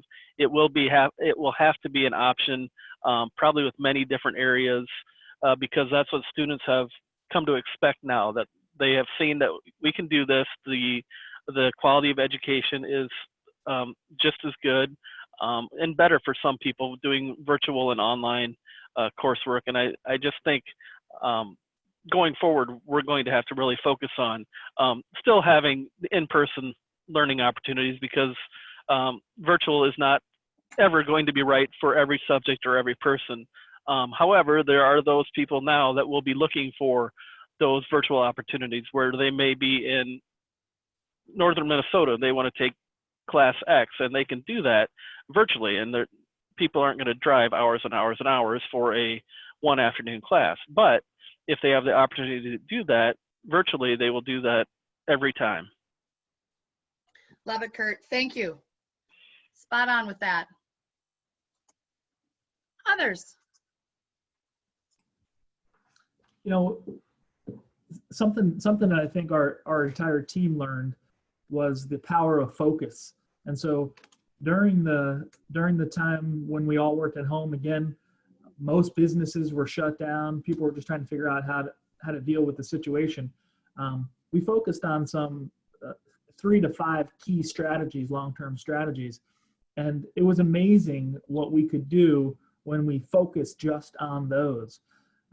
So many times, there's 10 great ideas this week that we want to run with, and then next week there's 10 more, and the next week there's 10 more. So all of a sudden you have 40 great initiatives to run with, and you run with probably 0, or you run 10% on many. And so it was so neat to see the progress that could be made on these long-term strategies, and they're exciting. They're energizing the team. They're going to have a significant impact on the organization, and so. Yeah, the power of focus. It was just a major takeaway from this. I love that, Jim, because a lot of times we try to be everything to everybody, and then we lose our key purpose as to why we're doing it. I of course come from the NICC world, and Dr. Wee always talks about, what are your 3 big rocks? Talk about your 3 big rocks, and let's focus and move that way. I love that mindset, Jim. So thank you for that. You're on fire with it. Woohoo! Others? I think during COVID-19, it really has no playbook. People didn't see it coming. There is no playbook. But I think it's also a time to celebrate, because we are here. We're still here. So when, Lisa, you ask about the next 5 years, I think this is a good time for us to look at what did we do in the past, foundation-wise, that set us up to actually respond to COVID in a strong way. For example, I think all the colleges had online learning. For us, over 70% of our colleagues could do that. And so when that happened, those 70% partner with the 30% and say, we got you. So we already had that foundation. Think about the technology that we put in front of our colleagues every day. Have they been integrated, or are they in a silo? And if they're integrated, all of a sudden when they work at home, they could work with each other. And the other thing, I come back to, what President Schultz talked about, entrepreneurial mindset. Okay, so we have some colleagues who could not do what they do at home. But what else can they do to add value, to the college? For NICC, for example, our phone system used to be silo. And we basically said that cannot happen. And before COVID, we actually revamped it. And guess what? When COVID came, now people could talk to each other. Regardless of where the call came in, somebody is picking it up. The caller does not have to know where the call has been picked up. So I think going forward, we really need to look at what we have done well and continue to build on those foundations, because you never know when the next crisis is going to come. But those decisions that we make today, both infrastructure-wise, human assets-wise, so on and so forth, are going to put us in a very good place for the next crisis. And so I think when President Schultz talks about entrepreneurial mindset, growth mindset, it's really not about what are we doing today, but how is our decision impacting potentially the future? How are we setting a good foundation? So I do believe that the setback that we have right now is really a setup for resiliency and success. And we should celebrate that. Yeah. I'm reminded of it's not a setback, it's a setup for a comeback. Mm-hmm. Again, just a positive way that way. So thank you. Anyone else want to make a comment on that?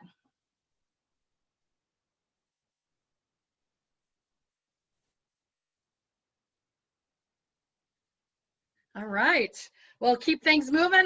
Again, giving us an opportunity. One of the questions I like to ask is, as leaders and as people who have kind of navigated a lot of uncertainty, there's been a lot of fears that people have had. And many of you have done a great job of trying to reduce some of those fears.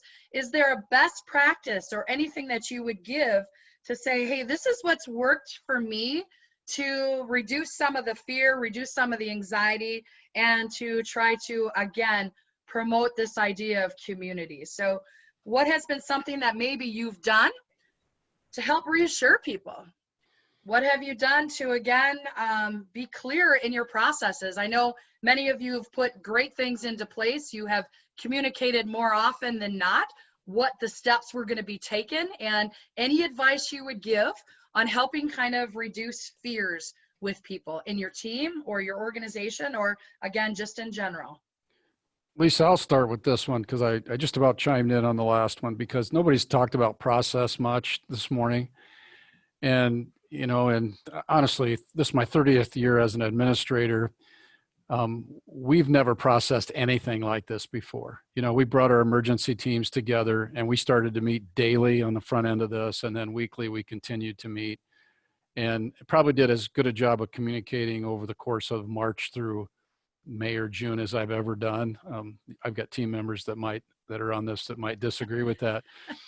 But the reason our students have been successful at our institutions is because we processed and we put steps in place and we communicated. And so, I think, I had a board member when I was a young superintendent that said, it's usually not about anything but process. At the end of the day, when something goes south, it's because process went south. And, that's always stuck with me. And this reinforced, and sometimes I get in a hurry. I admit that I can shoot from the hip a little bit. And you think people understand what you're trying to say. And it just reinforces, no matter what kind of major changes we're undertaking, process and communication are at the center of it.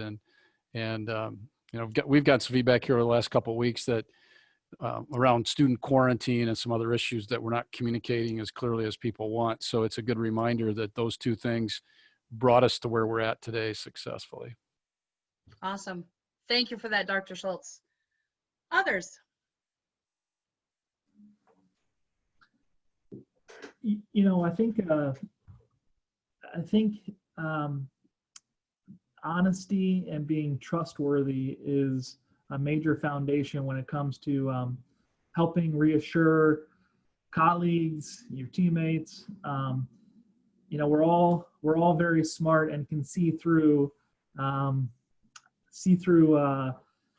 don't know, some phony phases. And so so it's important to be honest and be trustworthy, be clear, and at the same time, you know, it all comes back again to the common theme that I keep mentioning is the people side of things. And if you have those relationships, you know, people will trust you. And so, you know, one example of a team member on my team who's probably on the call here, it was, at the end, we kind of laughed about it a little bit, but, you know, to your point, there was a scenario worked through of, well, what if this happens, and then this is going to happen, this is going to happen, this is going to happen. And it went pretty far. And then, you know, we have a good relationship, and I pretty much said that scenario is about a 0.1% chance of happening. And so, you know, let's really just kind of think through that. So, but you're right. I mean, things happen every single day. A comment was made, enrollment's down 5 to 10%. So you can't dismiss those things. But what I have found beneficial is to focus on what we can control. And those, for example, those 3 to 5 initiatives, we can't become distracted from those. You know, we know that these are very important, and we know that they're going to have a long-term success, long-term impact on the organization. And so I think it kind of comes back to that. The other thing is, you know, as leaders, it's important to think about what kind of communication, you know, should be filtered or should be passed out, you know, to the team.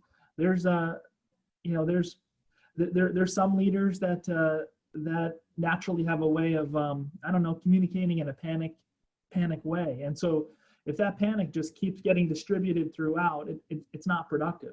And sometimes it's not even accurate. And so it's important to figure out, to determine, okay, which information really should be disseminated, which should we clearly communicate, and what information is either unproductive or inaccurate. I love it. That's great. Jim, your team says that you are kind of a producer of a show, and that many of your meetings are a show, and you've added guests on the show and trying to make it real for people and creating that whole, you know, process of it. So anything you want to share on your show that you've been doing? Yeah, it's been a lot of fun. You know, so many of the ideas. So this is one of the initiatives, and so many of these ideas were just kind of impromptu. You know, our team was talking, and we said, hey, I wonder how one of our leadership trainers in-house is, her name is Chris Caves, for example. And so we would trade emails off and on with her and get updates. We also have a safety trainer that's full-time. Again, trade emails every once in a while. And we thought, hey, how great would it be to have them on kind of as our guests? So 1 week, Chris Caves is our guest speaker, and 1 week, Lindsay is our guest from the safety division.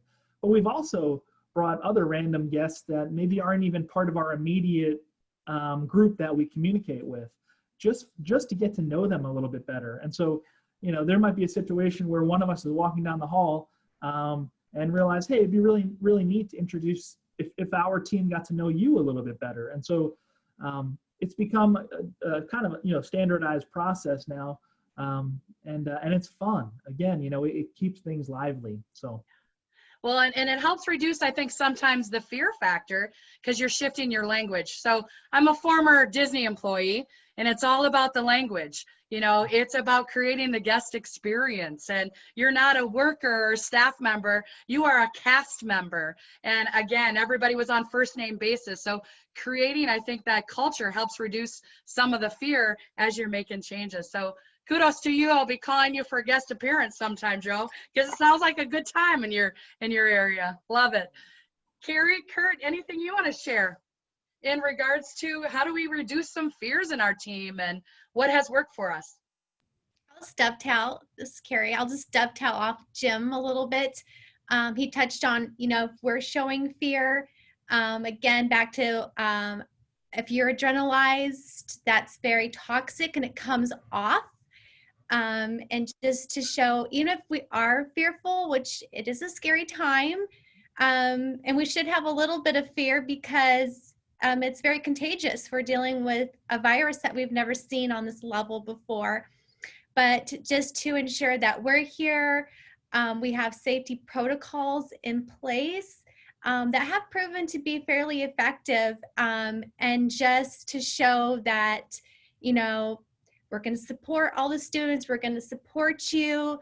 And we have a lot of technology. I see some people are at home. We can do that. You can be at your home. You don't have to come in. So my big thing with the fear is just to be supportive, and also not to minimize anyone's fear, to meet them where they're at, to talk with them, to see what is scaring them. Do they have pre-existing conditions that put them at risk, and how we can work with those people effectively to get the same job done, but maybe just in a different way. And as a leader, to recognize that we all are different ages, we're all different health levels, we all have different phobias.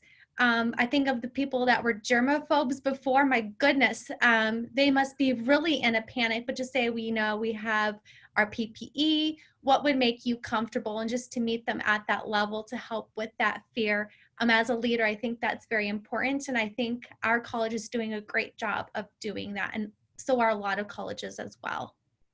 Love it, Carrie. You're talking about a spectrum where people fall. You know, some people are like, forget it, I'm good, I'm all right. And some of us are doused up in PPP all day, every day. And again, just where we're at, and not everybody's going to be on the same spot, and to have empathy towards it. So that's great, Carrie. Thank you for sharing that. Anyone else have anything you want to interject? Kurt. Yeah, thank you. Yeah, and certainly there's a lot of fear. Just like everyone has said, there's a lot of unknown. There has been a lot of unknown, and I think internally we've done a lot of communicating, and it's been very effective. There's still fear. That fear isn't gone, but the communication is constant, and everyone is on the same page as much as possible. But I think we've made a consistent effort too to reach out to our community partners, companies, and other organizations we work with. Not to inundate them with every little detail of what DMAC is doing, because every organization, every company is going through the same thing, the constant flow of emails, and this is our protocol today. Will it change? Yeah, probably it'll change tomorrow maybe. But we've been, without inundating, just keeping our community partners and companies we work with, just keeping them in the loop, reaching out to them periodically, just not too often. That's a fine line. That's a lot of, that's the gray area. What's that balance of this is too little, this is too much? But we've been trying, just for nothing else, just to let them know that we're still here. If you need something, let us know. Just going forward, it won't be business as usual. It probably never will be business as usual, but our process is going to be probably a little blurry for now, but we are still here to help with whatever we can do to help your company or organization or what have you. Great reinforcement, and making sure to connect your outside community, I think, is super important as well. I know several of you have done some like video clips. I know Dr. Wee at the beginning would send out a video clip once a week, just kind of giving a, hey, here's where we're at, and here's what we kind of a high-low kind of approach to be able to communicate.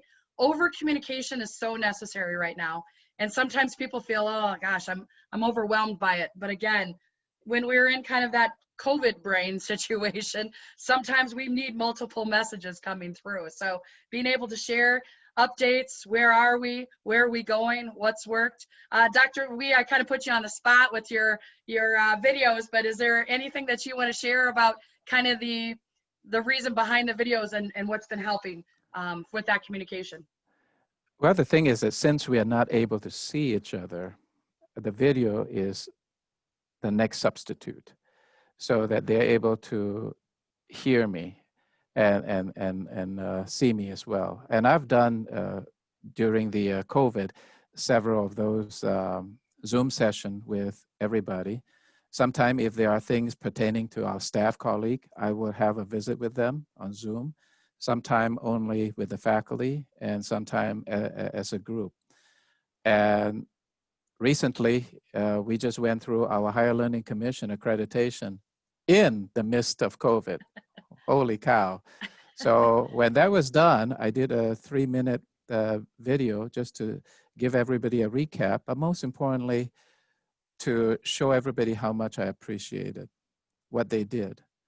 During the Zoom session, I counted 19 Zoom sessions throughout the 2 days that they wanted us to do. Many of them are open forum, and we would have 70 to 90 people sign up with our reviewers. And not only that, they actually participated, they spoke up. I think that was one of the things that one of the reviewers used the word wow. So it's not just showing up, but it's actually taking part. So during this time, I think the process of communication sometimes can translate into other things as well. And the HRC was one. But let me say something about building community. One of the things we realized was during this time, people are separated. We invested in a wellness coordinator several years ago. It came in really handy. So we set up training webinars about things to do, what not to do. And we also set up fun things for people to do. So for example, one of the activity was posting baby pictures. And we had tons of them. And the fun thing was, can you recognize whose picture that was? And people who got the highest right get a prize. One of the things that we are beginning to do more is brain health.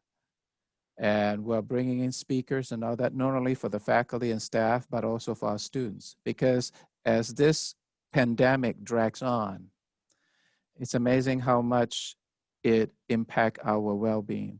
So it's not just physical. We are transitioning to both physical and the brain health. So the process that we have in place, I agree with President Schultz, those are the things that we need to capture and say, now, how do we pivot and use it, to get everybody through this difficult time? Awesome. Thank you. I have a couple questions coming from the audience, my friends. Tyne is asking a question. I'd like to hear about what they felt was a failure, or maybe what they did poorly at first and worked hard to improve, or mistakes, not necessarily failures. So again, was there anything that you took away as, I've learned from this, I want to grow, and maybe I'm not going to do that again? So again, kind of that 1% mentality. Was there anything that you tried that you're like, no, let's scrap this and let's not do this one again? Anything that you took away, or anything that you tried to improve? So thanks for that question, Tyne. And anybody on the panel want to start? I'll start. I think one of the things that we learned from this was, don't try to take on all the responsibility as senior leadership. When it happened, my senior team and I, we got together, and then we start looking at the situation and make decision. And we'll never go back there again, simply because if you rely on a small core people, you tend to have a very tunnel vision after a while, and it's hard to communicate. So we learned along the process that we had an incident command team structure, again, process. Guess what? We set up our pandemic response team. We also realized that we have a group of supervisors who met on a regular basis before COVID-19. Guess what? We continue to have them meet Zoom. So now the pandemic response team actually is advising the senior team. You have many more eyes and ears out there looking at different things. And when we were ready to think about coming back in person, gradually, that pandemic response team was vetting the proposal from each department. And then they would recommend to the senior team if it's a good one or not a good one. So from a small group, all of a sudden we went down several layers. And so more people are invested in this. More people are in the know. And in fact, many of the communication actually came from the pandemic response team to the entire college rather than always from me. And I think that reduces the fear, increases participation, and let the community know that, hey, we are in this together. And since we have many more people in the know, now all of a sudden, you have many more touch points that people can have clarification. Awesome. That's great. Thank you for that. Others? I'd say what we need to get better at, and you know, we're sitting here with 3 positive student cases on campus. We're starting to get some, I call it quote unquote leakage, due to a desire to be more face-to-face by students, wanting to, you know, get out of dorm contracts and go home, since so much of this has ended up online. You know, I think as we start to really think about a strategy to increase our face-to-face engagement, that it's been really difficult, particularly March through now, to really get students engaged in that process. So, you know, you get back to your old customer discovery. What do the students really want right now? And so I think that's something that we'll be undertaking here in the next week or two, is starting to try to get some groups of students together, face-to-face and via Zoom, to start to talk about what are your thoughts about us flipping the switch and going back to face-to-face instruction. You know, if you really think about it, the environments we're working in, we've got K-12s all around us that are going face-to-face every day. And, you know, they're seeing some spikes. We're gonna have to deal with that moving forward. But at what point do we make those steps back, and how, what do students think we need to do that safely? Great comment on that. Thank you for sharing. Anyone else want to chime in on something that you've learned from something maybe that didn't go as well as you'd hoped it to go? And something that took me probably 2 weeks, 3 weeks to learn from was, you know, it is the common theme is the importance of connections. And so the first week or two, it was we would trade, our team specifically would trade emails every once in a while, but there wasn't this focus on making sure we just had that human interaction. And so I would say after about 2 to 3 weeks, that's when it really hit. You know, it kind of felt like many of us were on an island. And it wasn't just our team, it was, you know, people throughout the department, throughout the campus. And so if this was all to happen again, I personally would make sure that that communication infrastructure was put into place a little bit faster. Love it. Great. Thank you. Carrie or Kurt, anything you want to add? Dealing with failures right now, honestly. We worked on a waiver, was approved. So we're doing some clinicals in a lab setting, seeing what works and what doesn't work. So right now we're in the midst, I guess you could say, of revising what we're doing, what works, what doesn't work. We had a plan that students would love it. That's not working out so well. So just being flexible, having a lot of grace is a big thing. And then just adjusting little tweaks along the way. And I think what we're learning from that is just to be, like I said, have a lot of grace and just be really flexible. So right now I'm in the midst, I guess you could say, of a failed plan attempt, but we're not giving up hope, because we see where we went wrong now, because hindsight's 20/20. So we can easily fix that, and the next class will be a lot better going forward.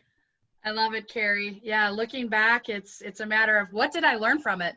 And some of our biggest learning happens in the mistake. And so again, being able to just reflect and say what worked, what didn't work, what do we need to do different? And pretty much every day we're doing that. And as leaders, the more we can do that and incorporate others, the better I think we're going to be as organizations. So we're getting to the 10:04 mark. And I just want to ask one last question of my team here.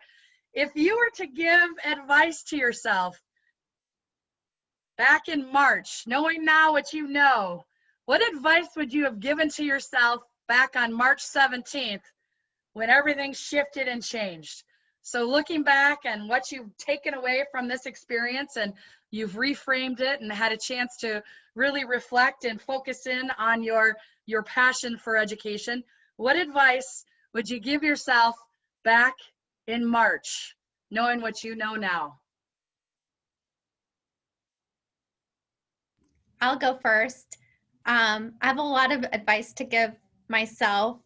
The first thing is, you know more than you think you do, and you're stronger than you give yourself credit for. I did things that I never thought I would do. I'm an introverted person, and so contacting people that are higher ranking than myself is out of my comfort zone. And Tammy's not here today, but she gave me a little bit of advice, and she said, Carrie, she's like, just contact them. She's like, we have nothing to lose. And I thought, yes, but we have everything to lose, our programs. Because with clinical sites shut down, we have nowhere to go with our students. And so just to be brave, that was a big thing. That would be something I would tell myself, is just be brave, just do it. You have nothing to lose, but you have a lot to lose if you don't. And just thinking, sometimes we just do stuff that we've always done. We don't even know why we do it sometimes. We're just doing it. And then to really be like, stop, time out. Why do we do it like that? And do we need to do it like that? Maybe there's another way we could do it that would be just as effective. So that would be the biggest piece of advice I would give myself back in March. So I wouldn't have been so stressed out, maybe unnecessarily. So now you're prepared for the next change, Carrie. I love it. Spot Well, on. Big not applause another to you. change, but yes, we've learned a lot. And back to failures, we are in the midst, and we're not calling it a failure. We're calling it a learning opportunity. Woohoo! You're reframing it. I love it. I love it. That's great, Carrie. Thank you. One of the instructors I work with a lot, he's always said in every class he does, FAIL stands for first attempt in learning. So that's and that works that's worked very well for the last 7 months or so. And I think for myself personally, and you said it earlier, Lisa, for if I could give myself advice in March, focus on what you can control. You can control your actions and reactions. So focus on that as far as both things at work, things at home. And also, I would tell myself, turn the news channels off for a while. Just don't watch the news all the time. Yeah. Great piece of advice, Kurt. Great piece of advice. Others? Mine would go back to what I said earlier about the power of focus. And, you know, we protecting it too, because, you know, I think for the most part, myself and our team, we do a good job of it, but there's kind of a creeping that goes on. And so we're going to stay focused on these main initiatives. Well, this one's a pretty good one too. So let's go ahead and sneak that one in, you know, and then a couple weeks later, let's sneak that one in. And so that kind of gradual creeping, all of a sudden, you know, you realize we're working on 20 different things, and it may take several years because of that. So looking back, you know, what I learned from March until now is really, you have to protect. If these are going to be the 3 to 5 things, then you have to protect that. And sometimes it's difficult, because whether it's superiors or community organizations that they want their number one priority to become your number one priority. It takes some confidence and discipline to protect what you and your team and your organization believe are really the focus. Love it. And Jim, I'm always reminded, focus stands for follow one course until successful. So I love that that's your word. That's great. All right. Anyone else want to share any piece of advice you give yourself as we're rounding out our panel today? You know, I don't know if there's ever been a stronger reminder of how everybody experiences the world from their own lens, and to always keep that in mind. You know, that whole idea of growing your circle of decision makers during this time. Those are great reminders that, particularly in times of trouble, more is better. And so as a leader, you know, you do feel some pressure to be that voice of the institution, and yet I think Dr. Wee and I would agree that this has really been a real come together for the community college presidents too. Is we were working on these pandemic response plans, everybody was sharing them, we were stealing and borrowing and trying to work through it, and yet, you know, we were all dealing with a little different outbreaks. So again, we learned that we're better together. And as proud as we are about our own institutions, there's resources in all of ours that others can benefit from. So I probably relearned that, Lisa. I love that. That's awesome. Collaborating again and connecting. Thank you so much. Dr. Wee, anything you want to chime in? Yeah, I think definitely a reminder.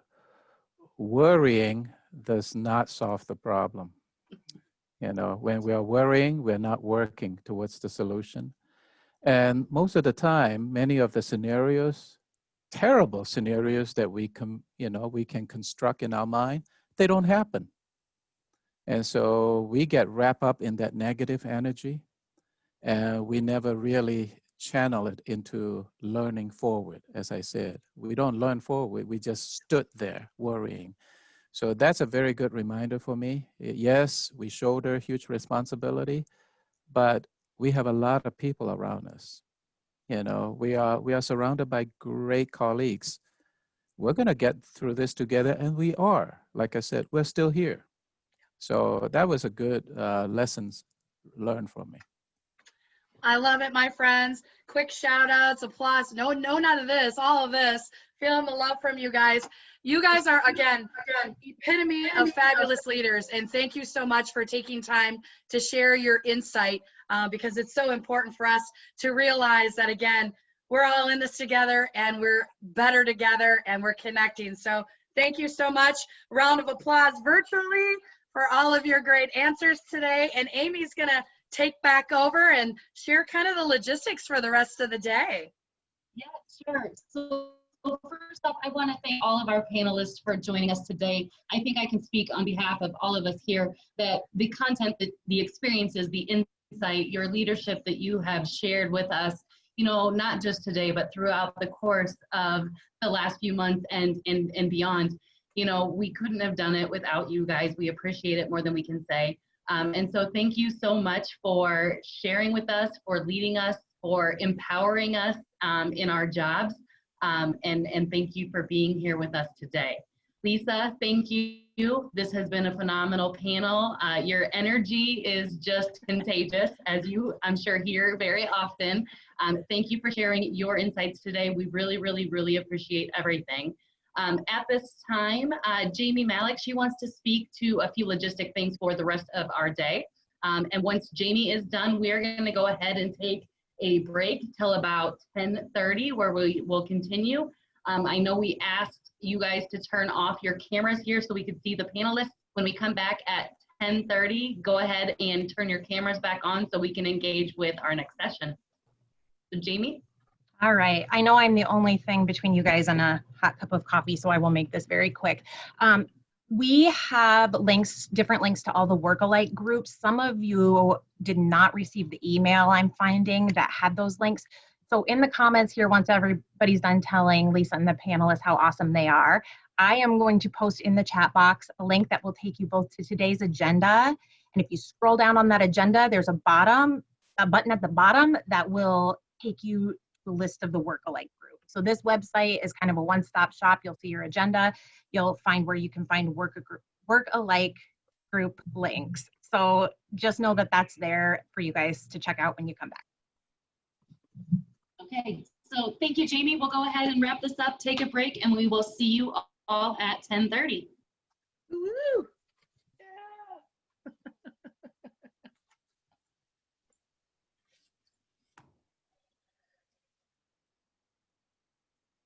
We're going to go ahead today. Thank you again for joining us. We're having a really great day. I'm looking forward to our next session and our next speaker. Really great, I think. Dr. Westbrook is here with us today. Dr. Westbrook is a retired professor from Drake University and Learn Associates and has a lot of experience in leadership development.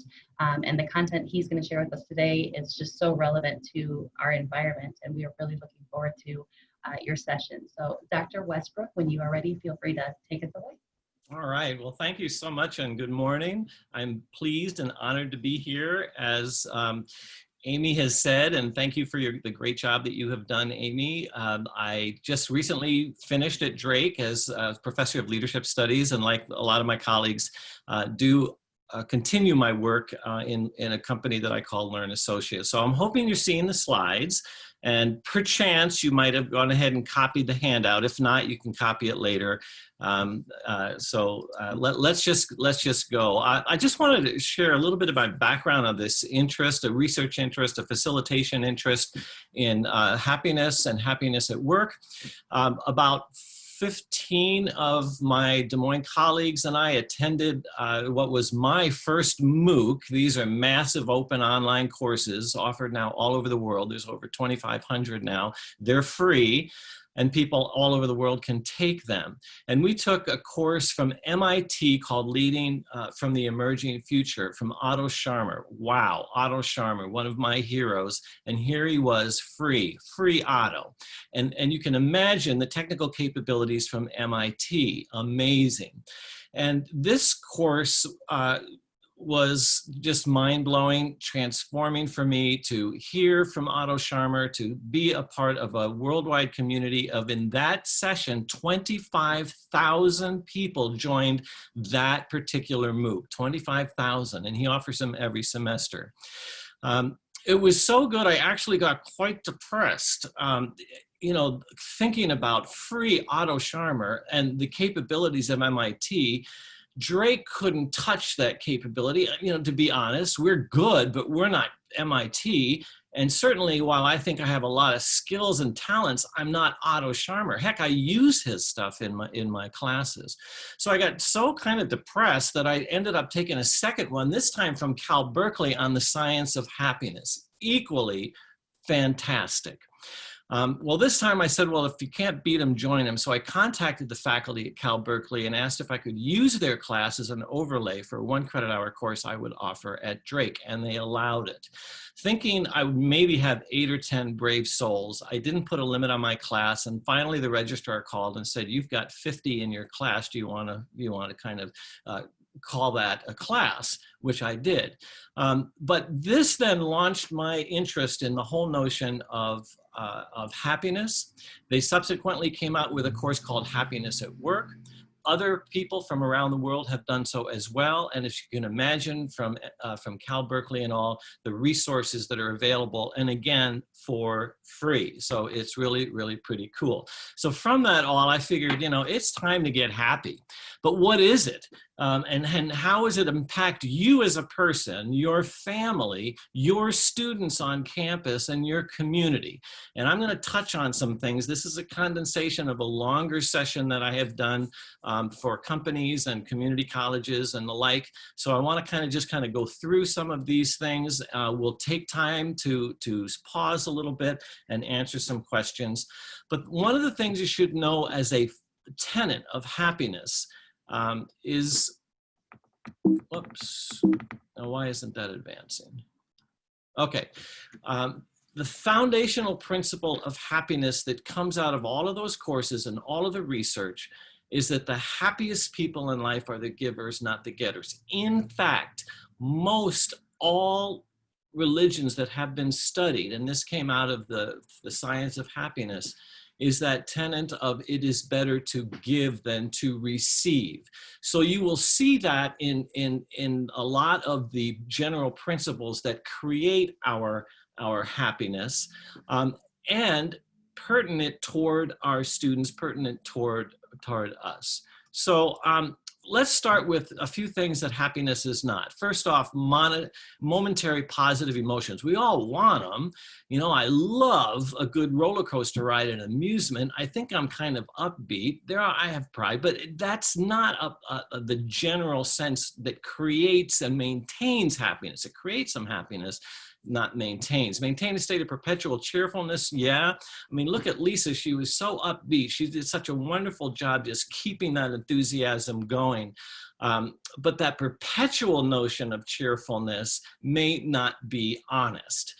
Feeling pleasure all the time, hedonism, gratifying all desires, because it's addictive and you can never, ever satiate that need as it goes along. So it's more than that. Tireless climb to achievement or status, we all have that, but we have found that often that does not bring us happiness. Being perfect all the time could could make you kind of, people avoid you. And interesting, making having money. Now we kind of wonder that, we kind of see that, and we can go back to Mae West, who said, "I've been rich and I've been poor. Believe me, rich is better." But money aids in happiness, but only up to a certain level. You know, once we get our basic needs met, once we can take care of ourselves and our families, we can pay off our homes and our other debts. The more we make does not equate to more happiness. In fact, and this I've seen varied in some of the research I've done, $70,000 per year is about where that happiness is going to level off. You know, so if we can pay those things, it just doesn't add much more to our happiness in life, and certainly happiness at work. As evidence of that, happiest countries in the world based on per capita income, Finland ranked #1 with 49,000 per capita income. US then ranked 18th with 61,000 per capita income. So more and more evidence that money, materialism, and happiness, the more you get, the more you may not necessarily make you happy. But love this cartoon. I have to admit, I kind of feel this way. All I want is a chance to prove that money can't make me happy. But so we all might feel that way. So here's my first, and we're going to move into a poll. Agree, disagree, or yes or no. Here's 3 questions that we want you to answer, and then we're going to break up into a small group. We're going to spend about 5 minutes in that small group, about 5 or so. But happiness is a natural state for human beings. Happiness means feeling good emotions. If you're not happy, you're defective. And then you could add some thoughts. So Amy, do you want to move that into that?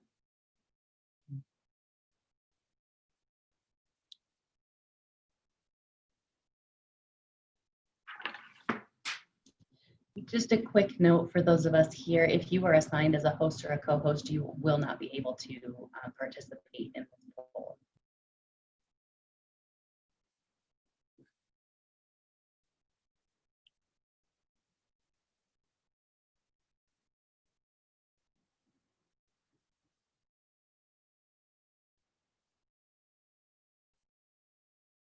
Oh, getting some great response on the polls.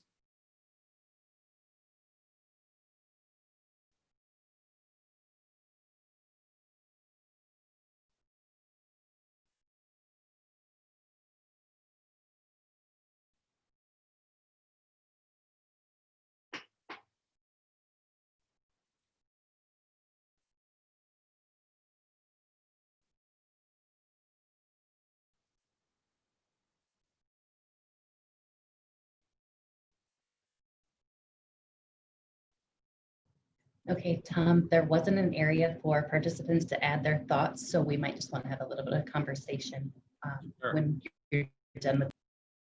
You bet. Now, do we want to break into groups, or we want to just go from here? That is your call. All right, let's just go from here.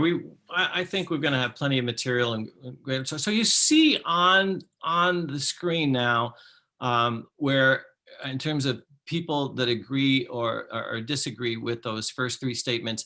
Let me go over some of these and what the research is saying, and then we can open it back up for some questions. So thank you, Amy, for that poll. I'm going to go ahead and X that out on at least my screen. So happiness is a natural state for human beings. Actually, it's not. Happiness is one of the emotions, but we can blame our ancestors perhaps for the fact that happiness is not a natural state for human beings. As this picture depicts, back in cave person days, you know, who survived this onslaught of a saber-toothed tiger? Was it the folks that said, "Here, kitty," and wanted to pet that saber-toothed tiger, or the person who ran like hell away from it? So we actually evolved more through the emotion of fear. And while we don't have saber-toothed tigers anymore, we're still at times fearful. Fearful of the coronavirus, fearful of losing our job, fearful of our relationships. We have that notion and that feeling of fear. In fact, what we know is that happiness is one of the big six, and there's more emotions than six, as you know, but the big six of these are where we deal with most days, and in terms of our emotional intelligence, how we deal with both happiness or sadness, fear, disgust, anger, and surprise. They're all within us. Can't live a day without that those emotional tugs. The second one is happiness means feeling good, pleasant emotions. Yeah. I mean, we all want to feel happy and feel good. It's like that roller coaster ride. But, you know, if it was just about good emotions, then we all might never get off that roller coaster, or we may not have the issues around drug addiction and other things where people get that fix to hopefully feel good, but it doesn't last. So again, yes, but agree, but it has its limitations. And here's the big one that I spent time looking at and researching. If you're not happy, you're defective. Most of us said no. Some agreed, but this has a lot to do with especially what's going on today, social media and others, and our view of mental health. You know, if we see that everybody else is happy, well, why not me?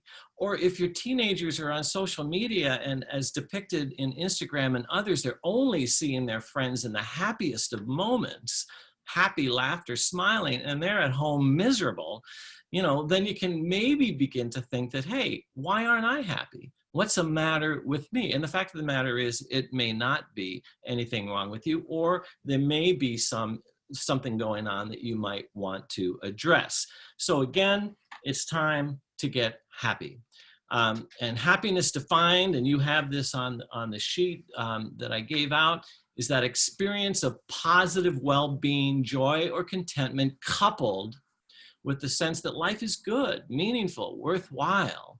This is from Sonia Lyubomirsky. She's one of the main heroes in this research on happiness. Lots of research by this woman. Great stuff. So let's look at this. The experience of positive well-being, joy, or contentment, yes, but it's coupled with that sense that, hey, my life is good. I have meaning in what I do, and it's worthwhile. Okay? So what's the big deal about it? Well, a greater sense of well-being, more positive emotions. Happiness results in longer living, longer lives, healthier bodies. That ain't bad. Physical health, social health, stronger relationships. We could all use that. Healthier cultures and communities. Wow, let's go for that. So we have a number of things that happiness actually can result in. But here's the question for you. And I think we have another poll, but there's basically three components to our happiness. One is genetics, what's within, what we were born with, our DNA. One is life circumstances, what we're living in at a given time. And the other one is intentional activity. So I think, Amy, we may have another poll, but I want you to kind of put a range on these. Should equal 100. How much does genetics play a part of this? How much does life circumstance play a part of this? How much does intentional activity play a part in this? Remember, our Zoom polls were limited. We cannot enter those percentages. Okay. So what we did is we revamped the poll to have people rank which one of those they felt was the most important, the cool. second most important, and the least important. So we can still get where you're going. Let's do it.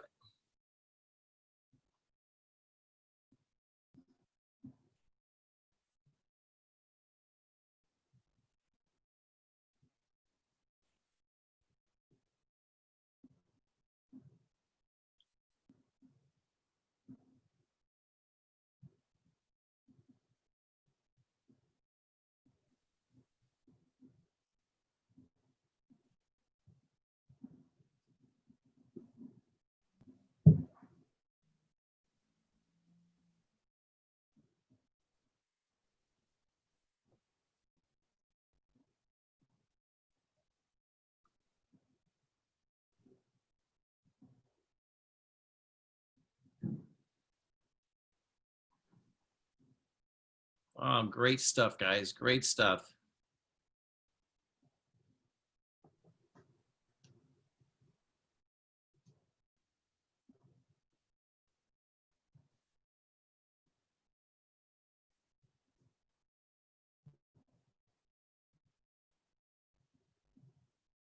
So it looks to me like intentional activities would be number 1 on your list, life circumstances number 2, and then on the third one, which you think ranks as the least important, would be genetics. All right, that's great. Thanks for that. Now let me give you the answer. And the answer is that genetics does account for 50% of our happiness. What they talk about is each one of us has a happiness set point. That's why some people just seem happier than others. Okay, some people are more upbeat than others. And that doesn't mean introverted extroverts, it just means in general. Life circumstances actually account for only about 10% unless you're in the path of Hurricane Delta today, and then it's 100%. But life circumstances, also things like your educational level. People that have a BA degree tend to be happier than those that don't. So there are some circumstances such as that, as well as just situational circumstances. But the biggie for me anyway, as I was going through this, is intentional activity. What we do, okay, amounts to about 40% of our happiness. So that's kind of where we are in terms of our thinking of that. So how do we aid it? How do we grow it? Let's look at this. This is pretty cool. If you want to get happier on that 40%, all right, you know, you've heard it for all your life, but you know what? Exercise produces happy moods if it's ongoing, not just momentary.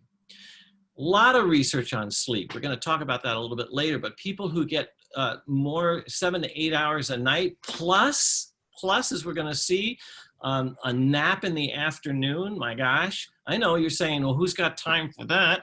Well, you know, that's going to aid in your happiness. Achievement, that you're in a job, that you're with people, that you can get the results that you most want, that you can get in flow.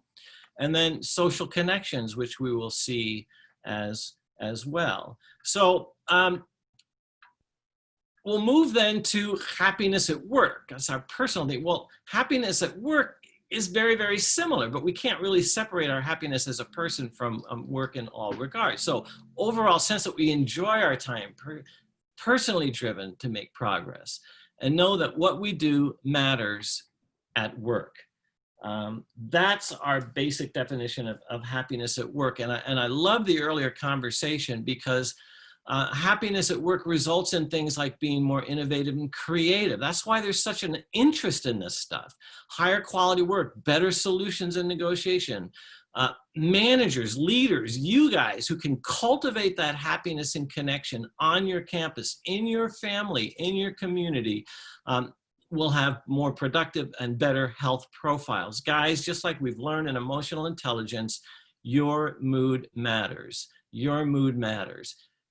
However, if you get in deeper into things like emotional intelligence, it also means that you are being honest. You can be honestly say, I just don't feel it. I am fearful today of this. Bring people together. Let's share. Let's talk. It doesn't mean you're faking it. And that's a big part of this. Other type of, oh, okay, here's what's fun. All right, and you've got the URL. If you've got your phone, give this a shot. It's a quick quiz. Let's have you decide how happy you are at work. We'll give you about 5 minutes. It's, like I said, it's not a long quiz, but it'll give you a little indication of your happiness at work. So give it a shot. I'll give you about 4 or 5 minutes to get that done.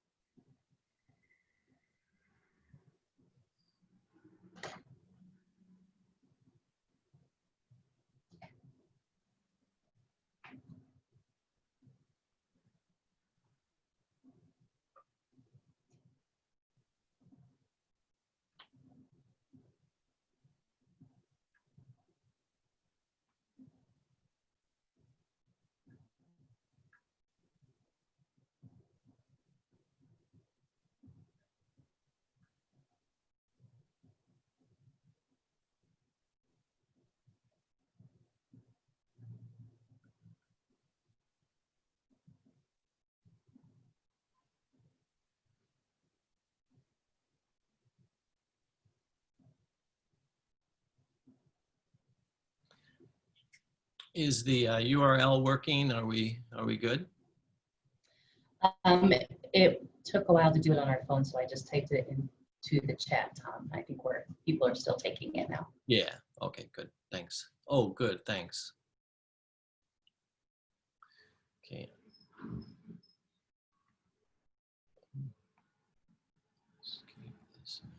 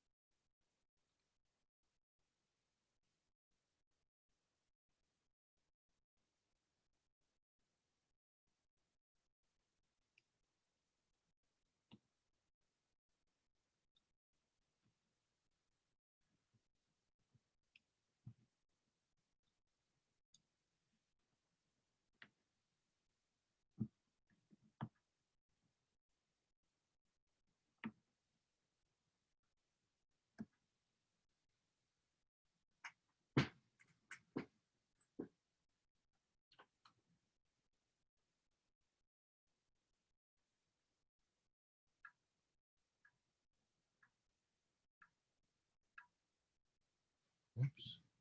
I didn't hear that. If you were saying something.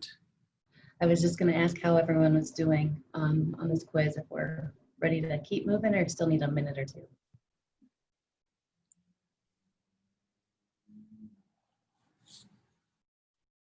Do you want to just open this up, Amy, or do you want to do the groups? I'd say let's just open it up. Yeah. Okay.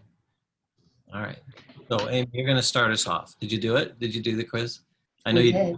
All right. So, all right, guys, maybe we could come back now. And if you could unmute and put yourself on the screen, let's just kind of open it up for a little bit, take our first pause in terms of the factors that you saw, the things such as genetics, life situations, intentional activities, anything that we've had so far about happiness and what your quiz, any comments or thoughts? Amy, how'd you do? Kick us off. I scored 74 out of 100. All right.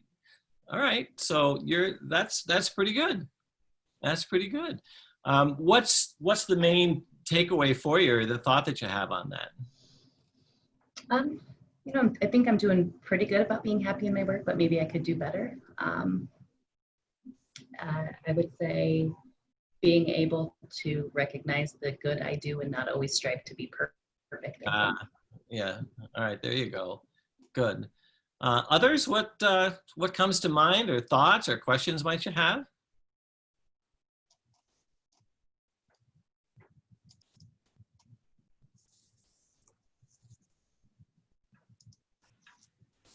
Going once, twice. All right, let me get this back up then. Oops. Let's see. I got to minimize this, I guess. All right. All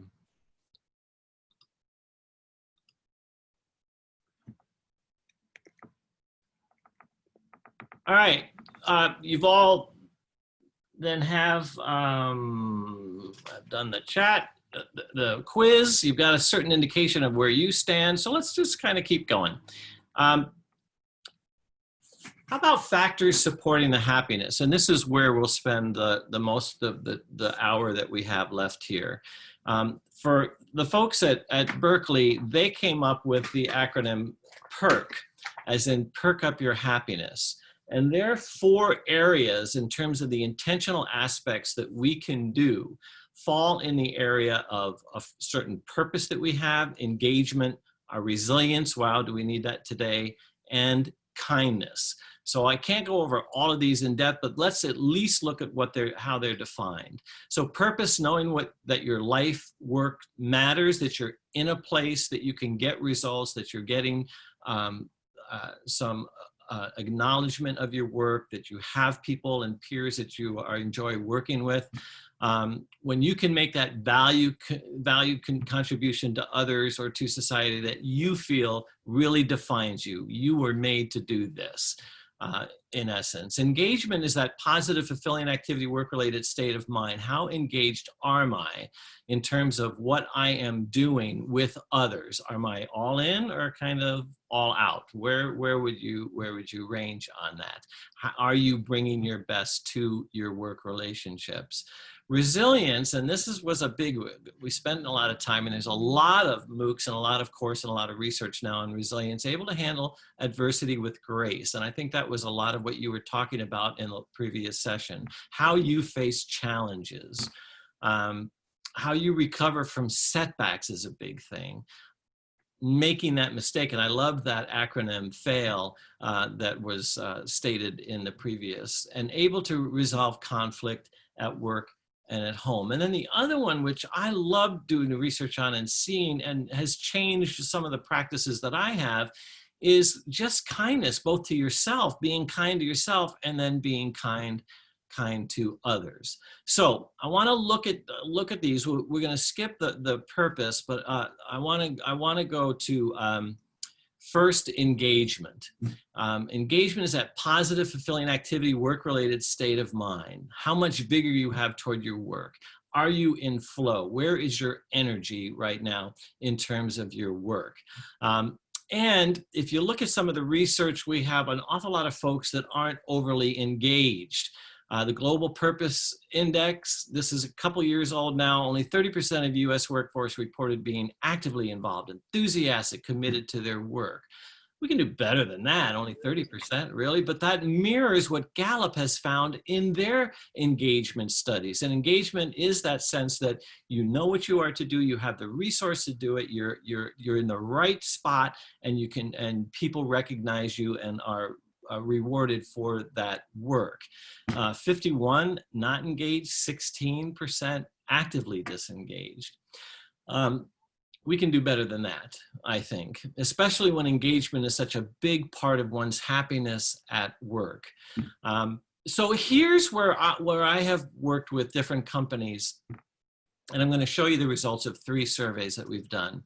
This is from one of my heroes, Barbara Kellerman, from Harvard. Kellerman identified and did a lot of research on engagement, but the different types of employees against that metric of level of engagement. Look what she found, that there are a certain number of people in any workplace that would be described as isolates, completely detached. They strengthen the status quo, meaning good luck trying to implement change there. They're not in at all. And in terms of what would be defined as work, the least happiest. Bystanders observe but do not participate. Okay, they do the job, but at the minimal level. And now we're getting warmer. Participants are engaged. They're attempting impact, but there's some things we're gonna have to do to move them to the activist that you see level or the diehard level. All right, so in relation to one's happiness, the further you are to the right, the more happy the research would suggest that you are, at least at work. Well, I'm going to show you 3 companies that I've worked with. I won't name them. The first one was a road construction company. 60 leaders rated their employees in this way. They had 8% isolates, 50% bystanders, 34 participants, 26, 17% diehards. The second company was a manufacturing company. Wow. This was 44 leaders, indicated that 16% of their workforce would be described as isolates, 21 bystanders, 19 activists, 11 diehards. Well, if I'm doing the math right, 16 plus 21 is still 37. 19 and 11 is still 30. They have more isolates and bystanders than they have activists and diehards. And then the last company was a hospital with 30 leaders. And that more mirrors what we saw on that road construction company. So what I've done with those companies is spend a lot of time thinking about, well, why would we have isolates and bystanders? What's in our culture that's producing that? And then why do we have activists and diehards? But more importantly, what can we do? What can we do to have fewer isolates and bystanders and move more into that, to the right, participant, activist, and diehards? What are the measures we need to take? What can we implement to actually have a much more activists and diehards, which results in production, which results in performance, better health, et cetera, et cetera, et cetera. So engagement matters, and we see it in terms of the type of employees that we have. Questions or comments at all on that? Are you surprised by those numbers? Something that, yeah, go ahead. We do have a couple of comments in the chat from just a little bit ago. Christy Flack said that she recognizes that she needs to ask for help. And Liz said that she's learned that in life, past or present circumstances do not need to define her happiness today. Yeah. Those are some questions that were given, or comments that were given. They're both excellent around choosing one's attitude, but we'll also see when we get into the resilience, it's the type of mindset, it's the type of mental models, it's the type of lens that you have in general that will define a lot of those things. Thanks, Amy. Any other question or comment? All right, then let's go on. Let's go on to the next one. Resilience, wow. What I actually do have a comment or a question, I guess, I don't know. Okay. I noticed that the polls were how the management rates the employees. Is there anything that would compare to that on the employee side? Like, how does management see the employees as opposed to how the employees see themselves? I mean, that is such the right direction to go. And unfortunately, I've not seen that from Kellerman's work. In fact, I've not really even seen this type of work. And for me personally, that have worked with these companies, it is with the leadership team only. So I mean, you're spot on. It would be the exact great next dissertation if you're interested, by the way, or maybe you have already done one, or a research article to say, well, how would this actually compare to the employees on the line? And you wouldn't necessarily, you could also do this through focus groups and other type of things. Excellent comment. Don't know the answer. Thank you.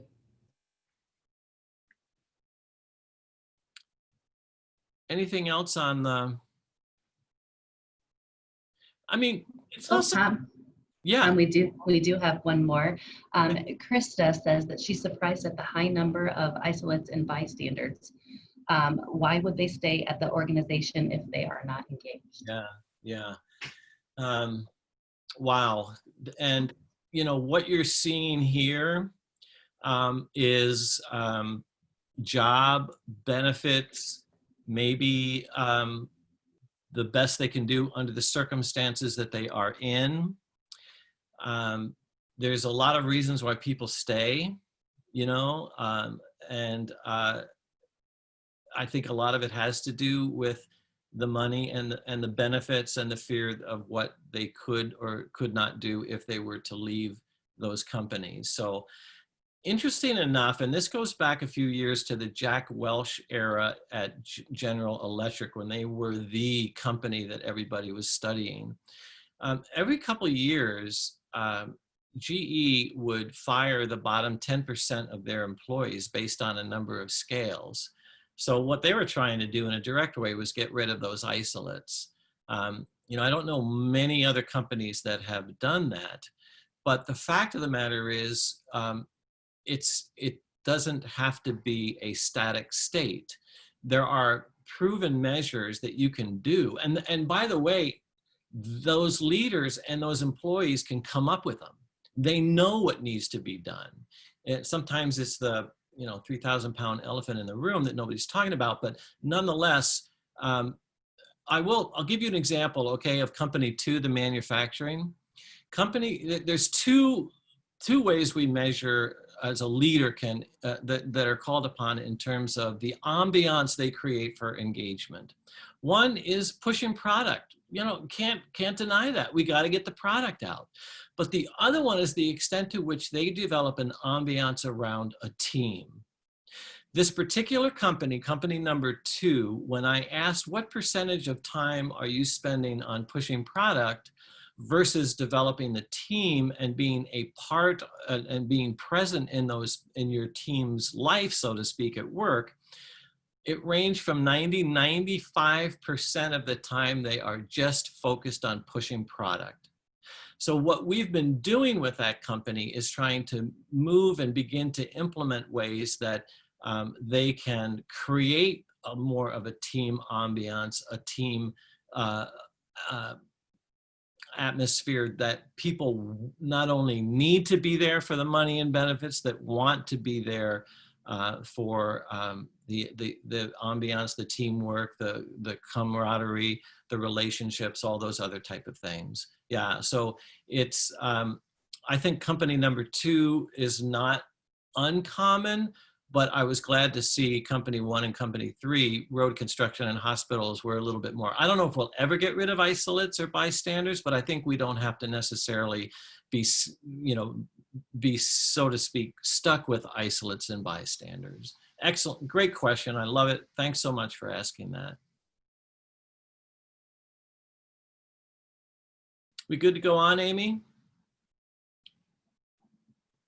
All right, so let's go to resilience. This is the big one, and especially in this time, wow, could we use a dose of that? And we've already defined it. You have that on your handout. Mental habits is the way, your mental model of life in general. Is it half full versus half empty? Are you an optimistic person? This is Dweck's notion of growth mindset versus a fixed mindset. This is where Amy, I think, was talking about, for her personally, learning a little bit more to be able to satisfy in terms of what you're doing versus trying to be that perfectionist. I don't think anybody can be that perfectionist with the level of work and things we're doing. But number 3 is a big one, and I hope you star it, underline it, and that is just self-compassion. You know, give yourself a break. Who's speaking in your mind? What is your self-talk? You know, and knowing that we invent our self-talk. So that person that speaks to you throughout the day, you know, is that your friend or your foe? And interesting, that's who we've created as our friend or our foe. The factors boosting resilience, we're going to see mindfulness, authenticity, mental habits. Look at this last one, folks. Taking time off. Americans are least likely to take time off, take vacations, and when they're on vacations, they're still connected. Let's look at a few of these. Hey, Tom, one quick comment. Liz says she's just thankful that something is in her glass. Just thankful something's in her glass. Well, what is in your glass? It could be water. It could be rum. What time is it? It's 5 o'clock somewhere. Okay. So mindfulness, that notion, and this was picked up earlier in your session, is being present with people, looking them right in the eye, students, staff, your kids, your spouse, significant other, is just, are you with them at this time? Are you just somewhere else? And then having that focus. Here was a trick when I studied at Harvard with Ron Heifetz, who's one of, again, my heroes.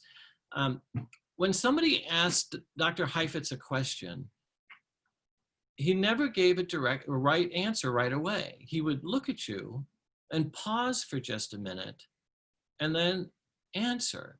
And I remember the first time I asked a question and he did that to me, I thought, oh my God, I just asked the most stupid question ever at Harvard University. I'll always be known for this. Well, then he answered in a very thoughtful, careful way. And what I found was that was the most respectful response I could have ever asked, is just that slight pause to consider what I was saying versus already having the answer before I asked the question. And we talk about that in the levels of listening from Sharma and Theory U. It's pretty cool stuff. And this is really from Dweck and from others, that notion of a fixed mindset versus a growth mindset. mindlessness versus mindfulness, and where do we fall? Where could we move the bar just a little bit? Maybe judgmental versus accepting and unbiased, giving people grace. That was stated earlier today, that we could give people some grace and some room. Looking at possibilities versus the yes, no, good, bad, right, wrong, Republican, Democrat, wherever we want to go with that dualistic thinking, versus being a little bit more flexible and courageous and accepting. That's a part of building our resilience, letting go of some of the things that are haunting us. And I'll give you an example of that. We spend our life in many, many respects like being on the dance floor, analogous to being on the dance floor. And we're on the dance floor, we're focused on the dance. At my daughter's wedding, when we did the father-daughter dance, boy, I just didn't want to step on her feet or ruin her dress, whatever the case. But when we're on that dance floor, just like in a lot of things we do, we are focused on the task. And don't get in my way of that task. I got to get this task done. Got 3 other things I got to do before the hour is over. Limited scope, we're going to get that job done. Much of our life is spent on the dance floor. Well, what Heifetz and many others are talking about is getting on the balcony, taking time to remove ourselves from that dance floor and get up on that balcony. And when we're on that balcony, we're seeing systems at work, right? Who's involved? Who's not involved? How's things going? We are able to answer Heifetz's questions, and I hope you'll write this down. As leaders, as managers, as faculty, to ask ourselves what's really going on here. Not what's going on here, that's kind of surface level, but what's really going on here, all right? So I want to give an example of that. You're looking at a square of squares. Don't worry about the green square on the top right there. On that grid of squares, how many squares are there? How many squares are there on that grid of squares? You can just put it on the chat. How many are there? And Amy, let me know when some people answer that. How many do you see? It's not a trick question. Got one answer of 30 so far. Okay. 23. All right. 21. 24. 27. 28, 29. Quite a few 24s. 24, okay. Another 29. Now we are all looking at the same square of squares, not a trick question, and we're ranging from probably, we began with the 16, 4 by 4, but now we're in the 20s. One was up to 30. We have a 31 and a 32 now. Oh, right. So the auction begins. 31, do I hear 32? 32. All right, now we're all looking at the same one, but I would like if that person that said 30 would please unmute and tell us how they got 30. Would you do that?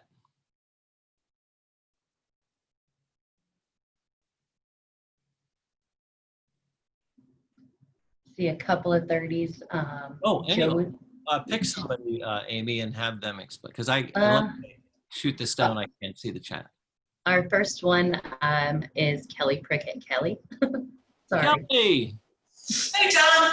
Hey. So we have the 16 1x1s. Then we have the 4x4 or the 2x2s. There's 1, 2, 3, 4, 5, 6, 7, 8, 9. I think I counted. Yeah. And then there's the 3x3s. Ah, now that's where most people get off. So we have 3. There's 4 of those. Squares. And then the big one all the way around the square. All right, and so Kelly gets the prize, and anyone else that said 30. So we have 1 total square, 16 individual ones, 9 squares of 4, and 4 squares of 9. So imagine though, if you would, that if our first quick response on that dance floor was 16 or 17, and then we moved on to something else, that we weren't right. So by giving a time to pause, getting on the balcony, and if we were together, we could have kind of worked together. Well, how many are you seeing? Here's what I'm seeing. That's reflection. How many are you seeing? Here's what I see is really going on here. What are you seeing? So we begin then to collectively slow down that picture and get a better answer, and realize that none of us is as smart as all of us from Daniel Goleman and our emotional intelligence days. So here's then the rub, and here's probably one of the books, very short, that I'd encourage you to read. It would be an incredible leadership team read, department read. It's called The Pause Principle.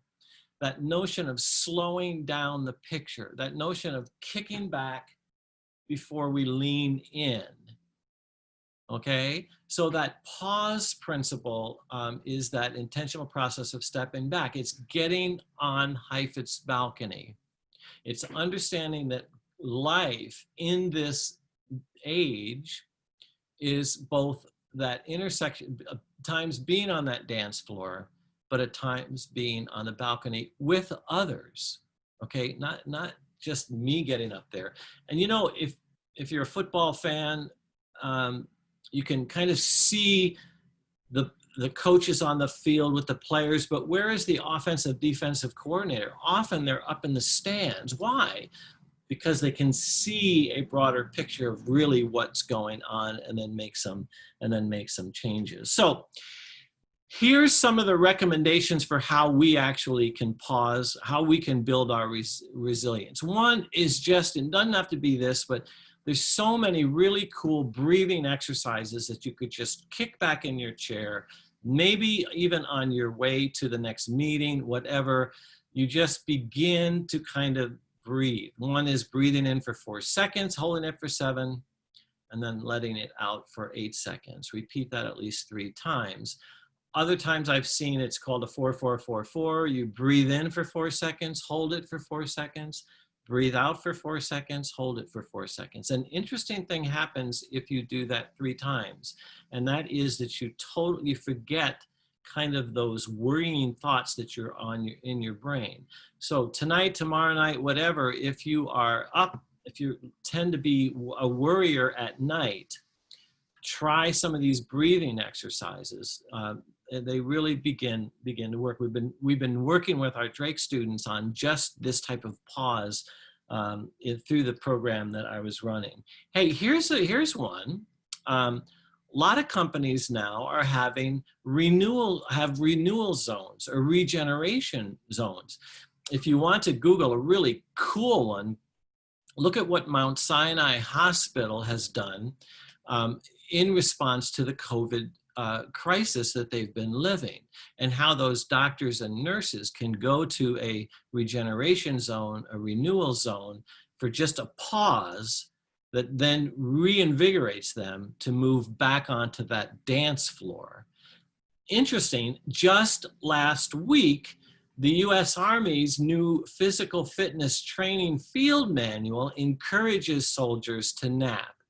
Soldiers can use short, infrequent naps to restore wakefulness and promote performance. So that notion of that pause really works and helps, and we ought to try it. Now, can you imagine, all right, so I'm at work, I'm just gonna put my head down and nap for 10, 15 minutes, just like we did in kindergarten, just put our heads down.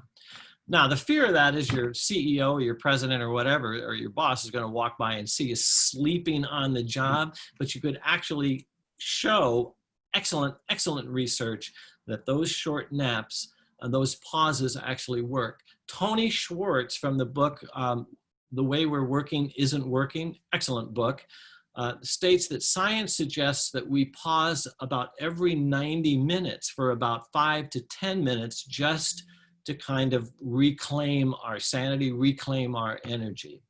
Here's another one that I'd like you to teach your kids, and maybe you use as well. This could be done at dinner.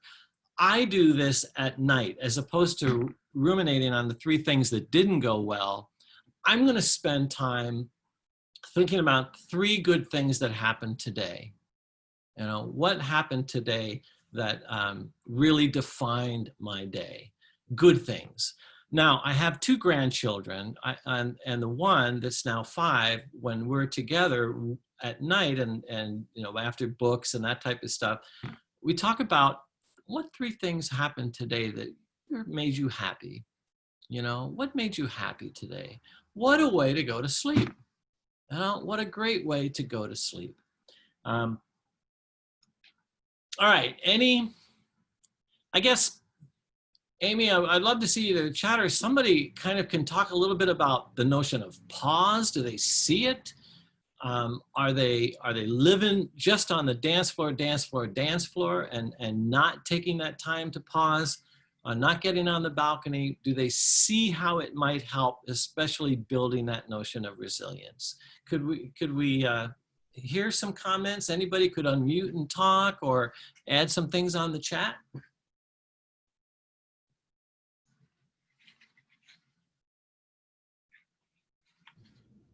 When I worked on the East Coast, I moved from the Southwest to the East Coast, and it was quite a different pace. And everyone at the job I got worked through their lunch hour. Everybody was working at their desks. Everybody was taking their, you know, working through lunch. And I started doing that too, because I thought that that was the expected behavior, and the East Coast pace was so fast, fast, fast. And eventually I decided that no, I really needed to take lunch. And after I started taking a lunch hour and going out and taking that time and then coming back refreshed, my supervisor actually complimented me on getting more work done than I had been previously, because I was able to come back refreshed, and instead of lagging over the afternoon, I had another energy. So that was kind of an illustrated example for me of why I needed to pause. At least I did. Yeah. You know, we think we can trick ourselves into more time. And this, if we had more time today, we'd get into that notion of time versus capacity to work. And so, well, how do we add more time? We don't take a lunch break. We take work home. We come in very early, okay? Or, right? Like we don't take the breaks, we take it home. Or we may caffeinate ourselves or use other behavior enhancing drugs to try to push us through the day, you know, to get us through the day. But the reality is that we'll never, our capacity to work versus the time we have, we don't have enough time. It ends by the time you're about 30 in terms of the pressures and the time that you have versus the capacity to get it all done. So what people are now focusing on, like the Army, like Mount Sinai, like other companies, is that maybe it's your energy state that really defines the capacity that you have to work.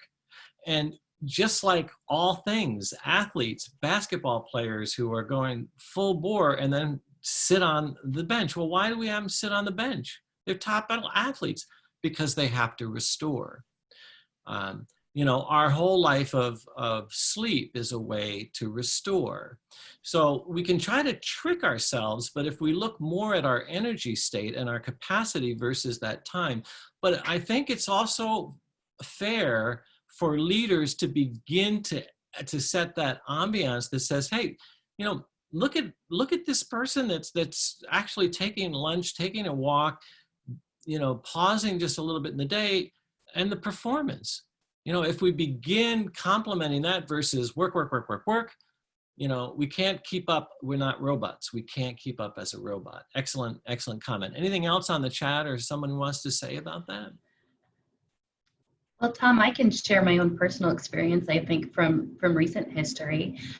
You know, through the whole COVID-19 experience, we were basically forced to slow down. We were forced to take a pause.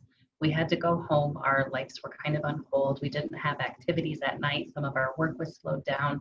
You know, there was no going out with friends, no getting together with families. So we were forced to really just slow down and take a pause. For me personally, I really appreciated that time. It gave me the chance to reflect on everything that I was grateful for, how much more time I got to spend with my family. The work pressures just weren't nearly as tough when I had that fulfillment of my extra family time. And now that we are slowly reopening, I can already see the pace get faster and faster and faster and faster each day. And I'm going to be really intentional with my time and try to continue to take those pauses when I can, and try to retain some of that fulfillment I got when, you know, through this process. Yeah, that's, and I hope it spreads. I hope that you can begin to share some of this research, share some of this stuff with people to say, like Tony Schwartz does in that book, maybe the way we're working is not really working. An interesting side note, my daughter who lives in Charlotte, who works for the city of Charlotte as, and I can't never remember her title, but she is the one that helps attract businesses to Charlotte. And she's been very successful. I'm very, very proud of her. But we were talking about working at home and how that's changing around that notion of capacity versus time. Her team, like her, are basically young, have young children. Well, they've all decided that, and they're all working from home, they have all decided that their staff meeting, they're going to check in for a huddle at 9:30 p.m. Okay, which then gives them time to really attend to their kids, get them fed, get them to sleep, but then be able to focus for just a half hour or whatever at 9:30 to catch up on what everybody's doing. Now, when I heard that, I thought, oh my God, you're working now also at 9:30, but it's a trade-off. We look at time differently and how we can really kind of benefit around this notion of working from home. She believes that her team has been actually more productive during this COVID and working from home than less productive.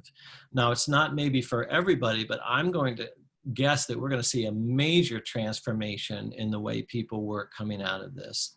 I'm just thinking it's nothing new necessarily working from home. It's just we now, I think, have to trust people to do stuff. And guess what? We can actually trust our employees to get the job done.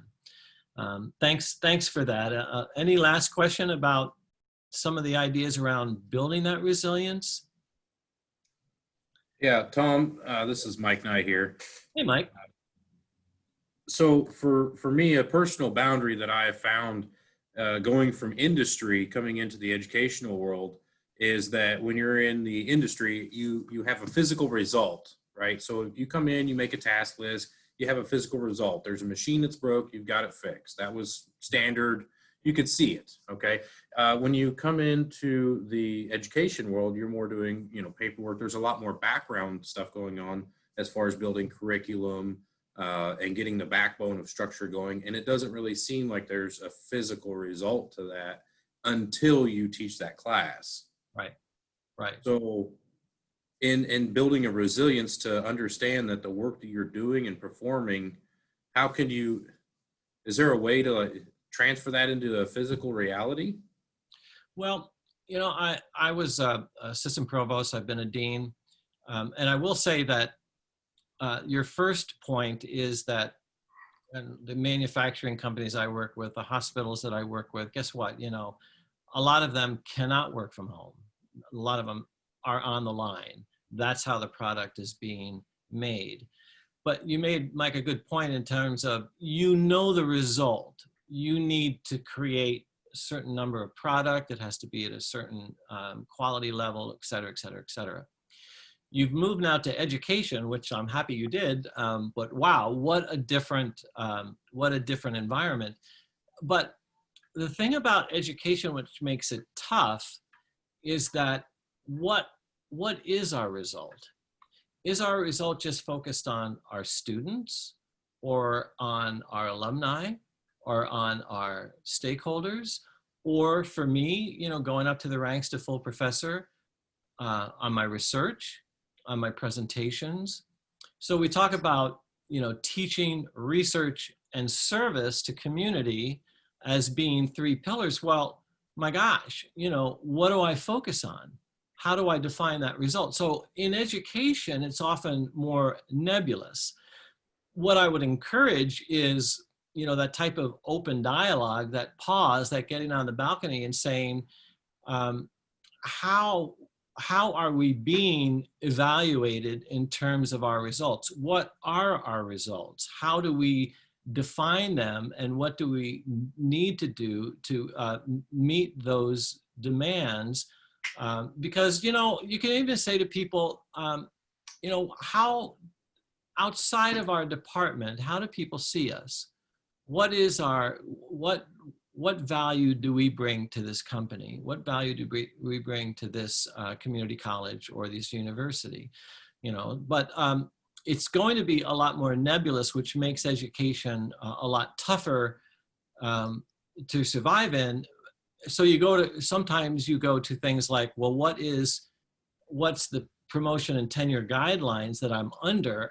Because oftentimes people will never say, well, don't do that service. People will never say, well, don't spend more time on building your curriculum.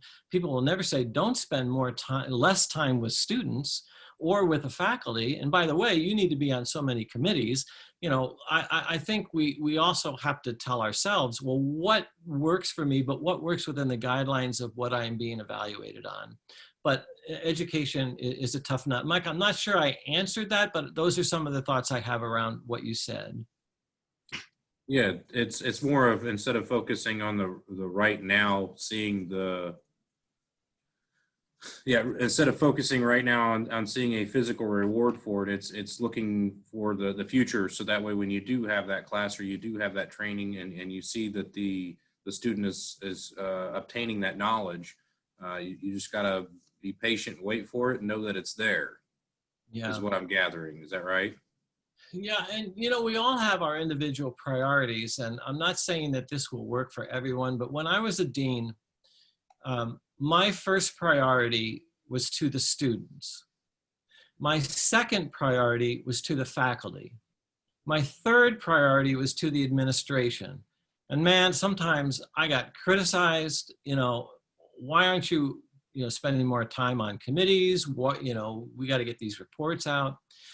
But in my own mind, I defined my effectiveness and the effectiveness of my union on, first, how many students I could attract and keep. Second, the faculty, you know, that I had to work with to create the learning outcomes and the success as a department and as a school. And then third, you know, all right, we're within a system. I have to attend to the system.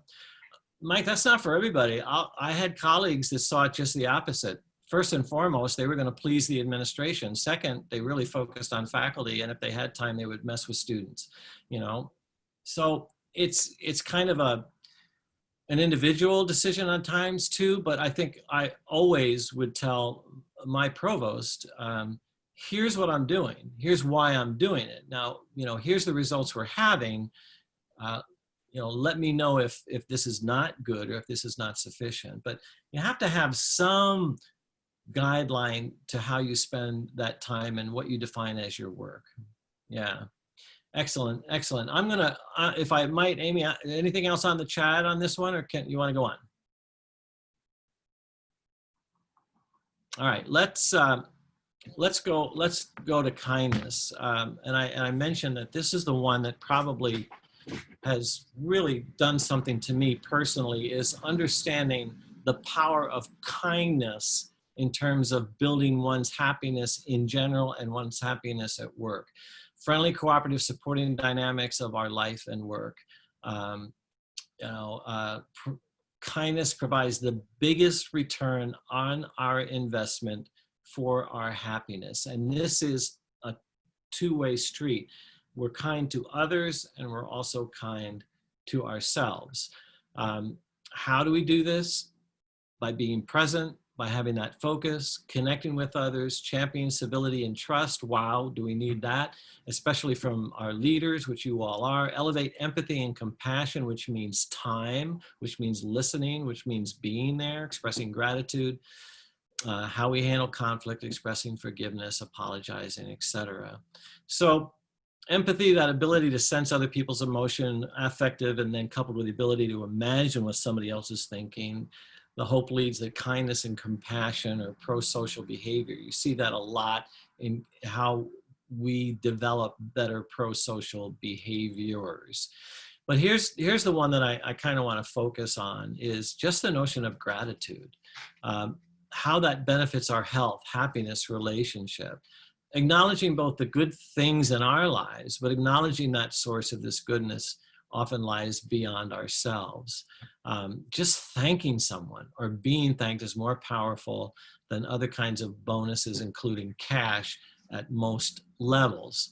So it's just taking the time to both thank somebody, but then telling them what you're thankful for. You know, why are you thanking them? Benefits, motivation and effort, increases connection, makes us feel better, helps cope with stress. Consider that whole notion of pay it forward. So let me also indicate how little it's used at work. Employees report that people feel less likely to express gratitude at work than any place else. Why would that be? 60% report that they have never or rarely expressed gratitude at work or received gratitude. Really? And on a given day, only 10% of people report saying thank you to a colleague. I think we can create more of an ambiance around kindness and gratitude if we want. And here's some of the ways. Saying thank you, describe what the person did. I'm going to talk about writing a gratitude letter. I'm going to talk about creating a gratitude wall, which we have done at some companies. I've not done this, but I've read about this, planting a gratitude garden where people can go, pause, and walk around, reflecting on their gratitude. This is cool, with really powerful results, writing somebody a thank you letter or how much you appreciate them and why. But here's the better one, is actually reading it to that person. Now, personal TW story here. My wife and I are volunteers with the National Park Service, and now 2 times we have spent a couple, 3 weeks on Raspberry Island at the lighthouse, being a lighthouse host. So Raspberry Island, half of that is a reenactment of lightkeepers' role in life in the 19th century, and the other half is where we stay. And then we give tours and we talk about the facilities, and we're there if there's an emergency or response. So we basically work, although it's not set, 9 to 5, and then we're done. And usually things calm down. There's a ferry that stops coming out to Raspberry Island. Things get really, really dark. But my wife and I wanted to try this gratitude letter. So we each wrote one. We sat out watching the sunset. Yes, we did have a little wine, and we read the gratitude letter to each other. Wow, I'm going to tell you, powerful, and resulted in a pretty good night. So if you've never done that, give it a try. Even with coworkers, even with your boss, even with your significant other, even with your kids. Just writing, but try to read it to them. Here's one that I've had fun with, and that's building a gratitude wall at your company, in your department, where anybody can just write a little on a Post-it, something they appreciate that somebody did, and just stick it up there, and just post it up there.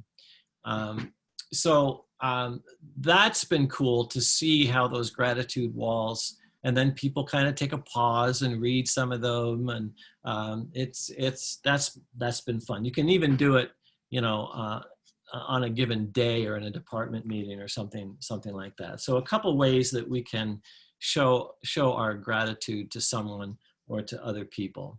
So all right, it's time that we get happy.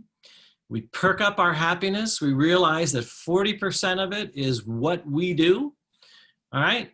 We can blame our parents for the other 50% and know that certain situations and what's going on is going to create about 10% of our happiness. But that notion of having passion or a purpose for our work, engagement, how we can move people to that activist or diehard level, building that resilience, how we can cope with difficulty, and then flat out being kind. So I kind of think that,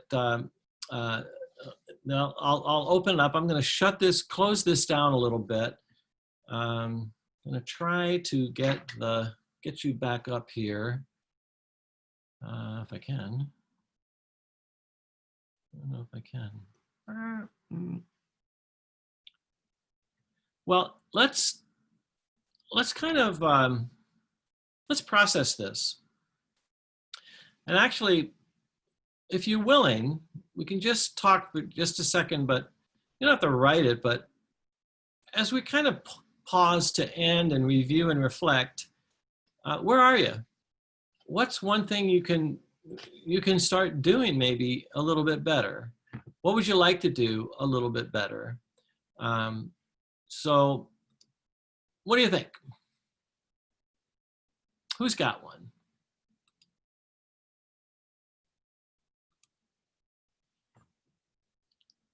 Or I'll call on you.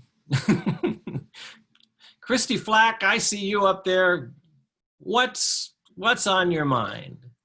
What do you see? What are you picking up? What are you taking away with you?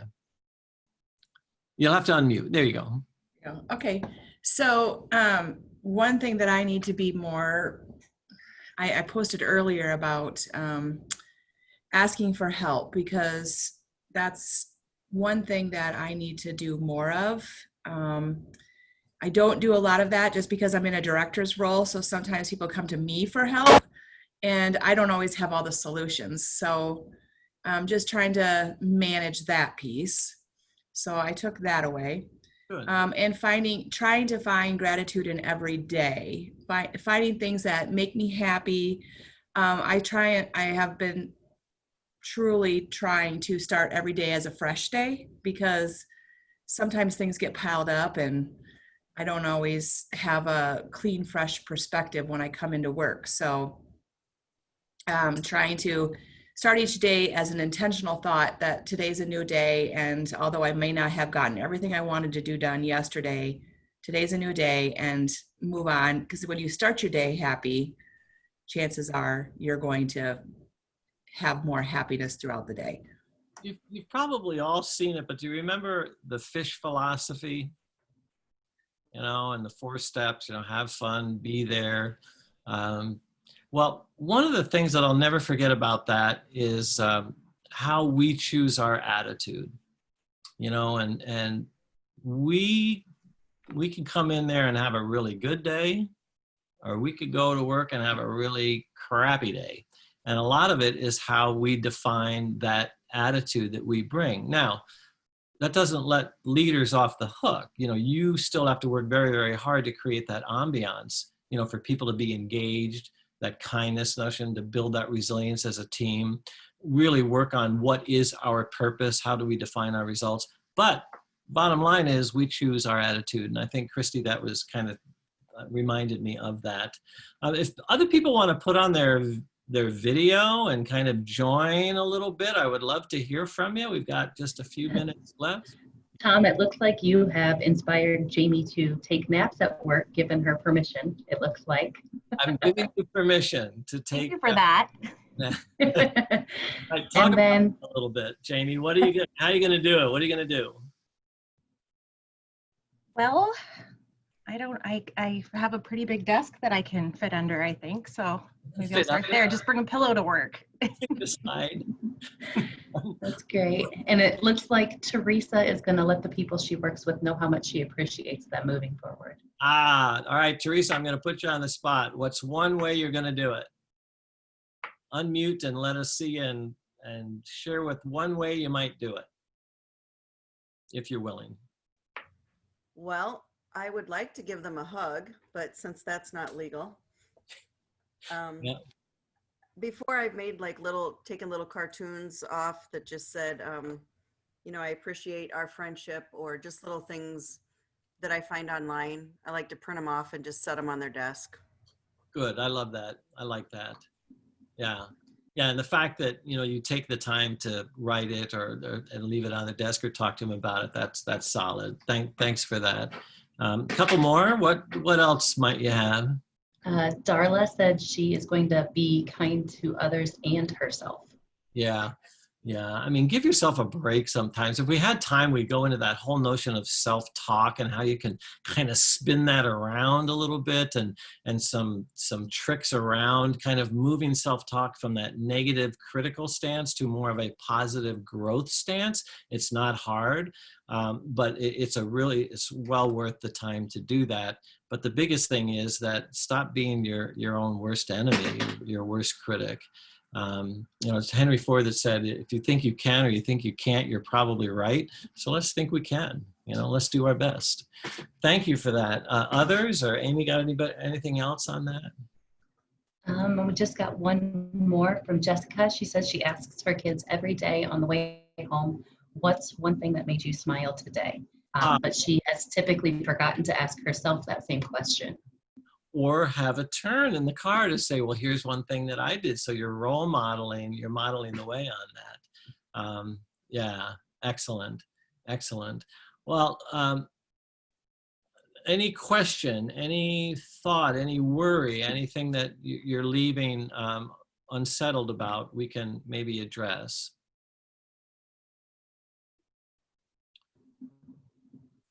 All right, well, I'm going to put this back up here, if I can. Are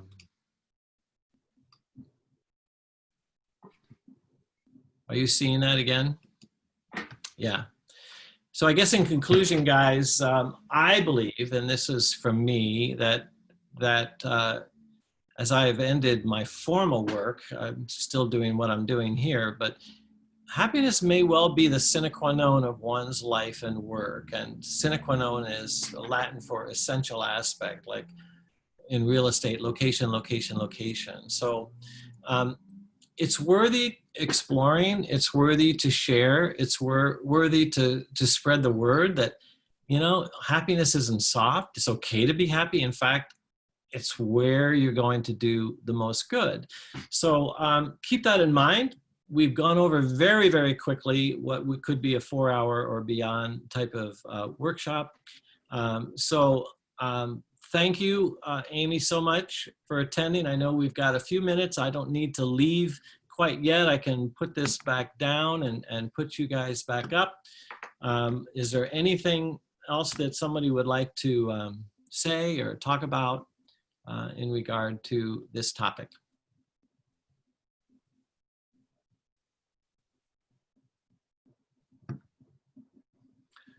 All right, well, not hearing anything then.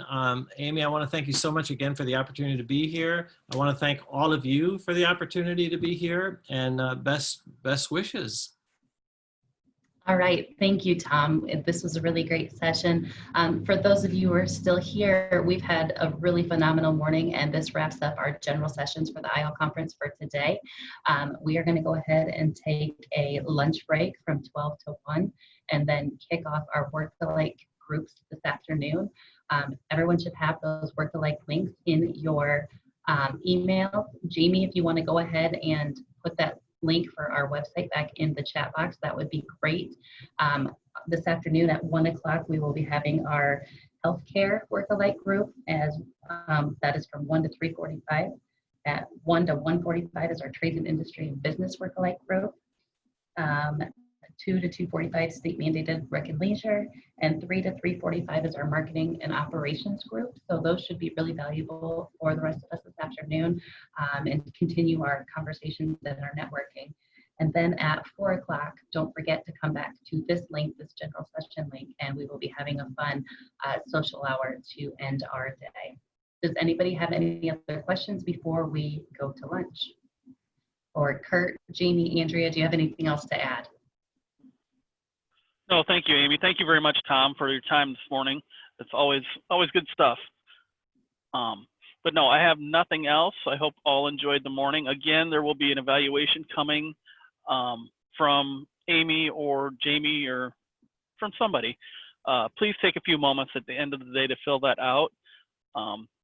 And if nobody has anything else, we will see you in the work-alike groups and back here at 4 for our social hour, happy hour. All right. Well, thank you, everybody. Thank you, Tom. Thank you once again. Tom, would you be willing to share your presentation with me and I can send it out to the group? You mean the slides? Yes. Oh, I don't share Nope. slides. I Okay. have a handout, but I'd be happy to provide any links or any individual okay. stuff that people want, if that's fair. I just thought I'd ask. We have your handout, so we have a really great start. So thank you for that. You bet. Thank you, guys. Good luck.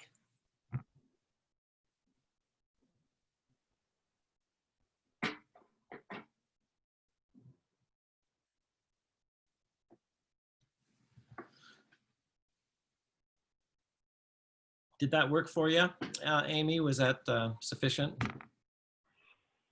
Oops, I can't hear you. You're on mute. Yes, Tom, that was really great. I know that that was probably a rush for you because you're used to doing that in a longer session, but I think you did a really good job. I hope it didn't feel too rushed, but whoops. Yeah.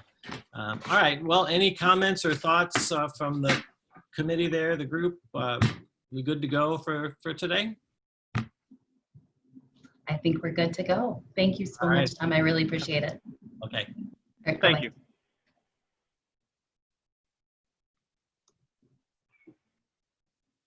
All right. I'll get out of here at some point. I guess down on the bottom.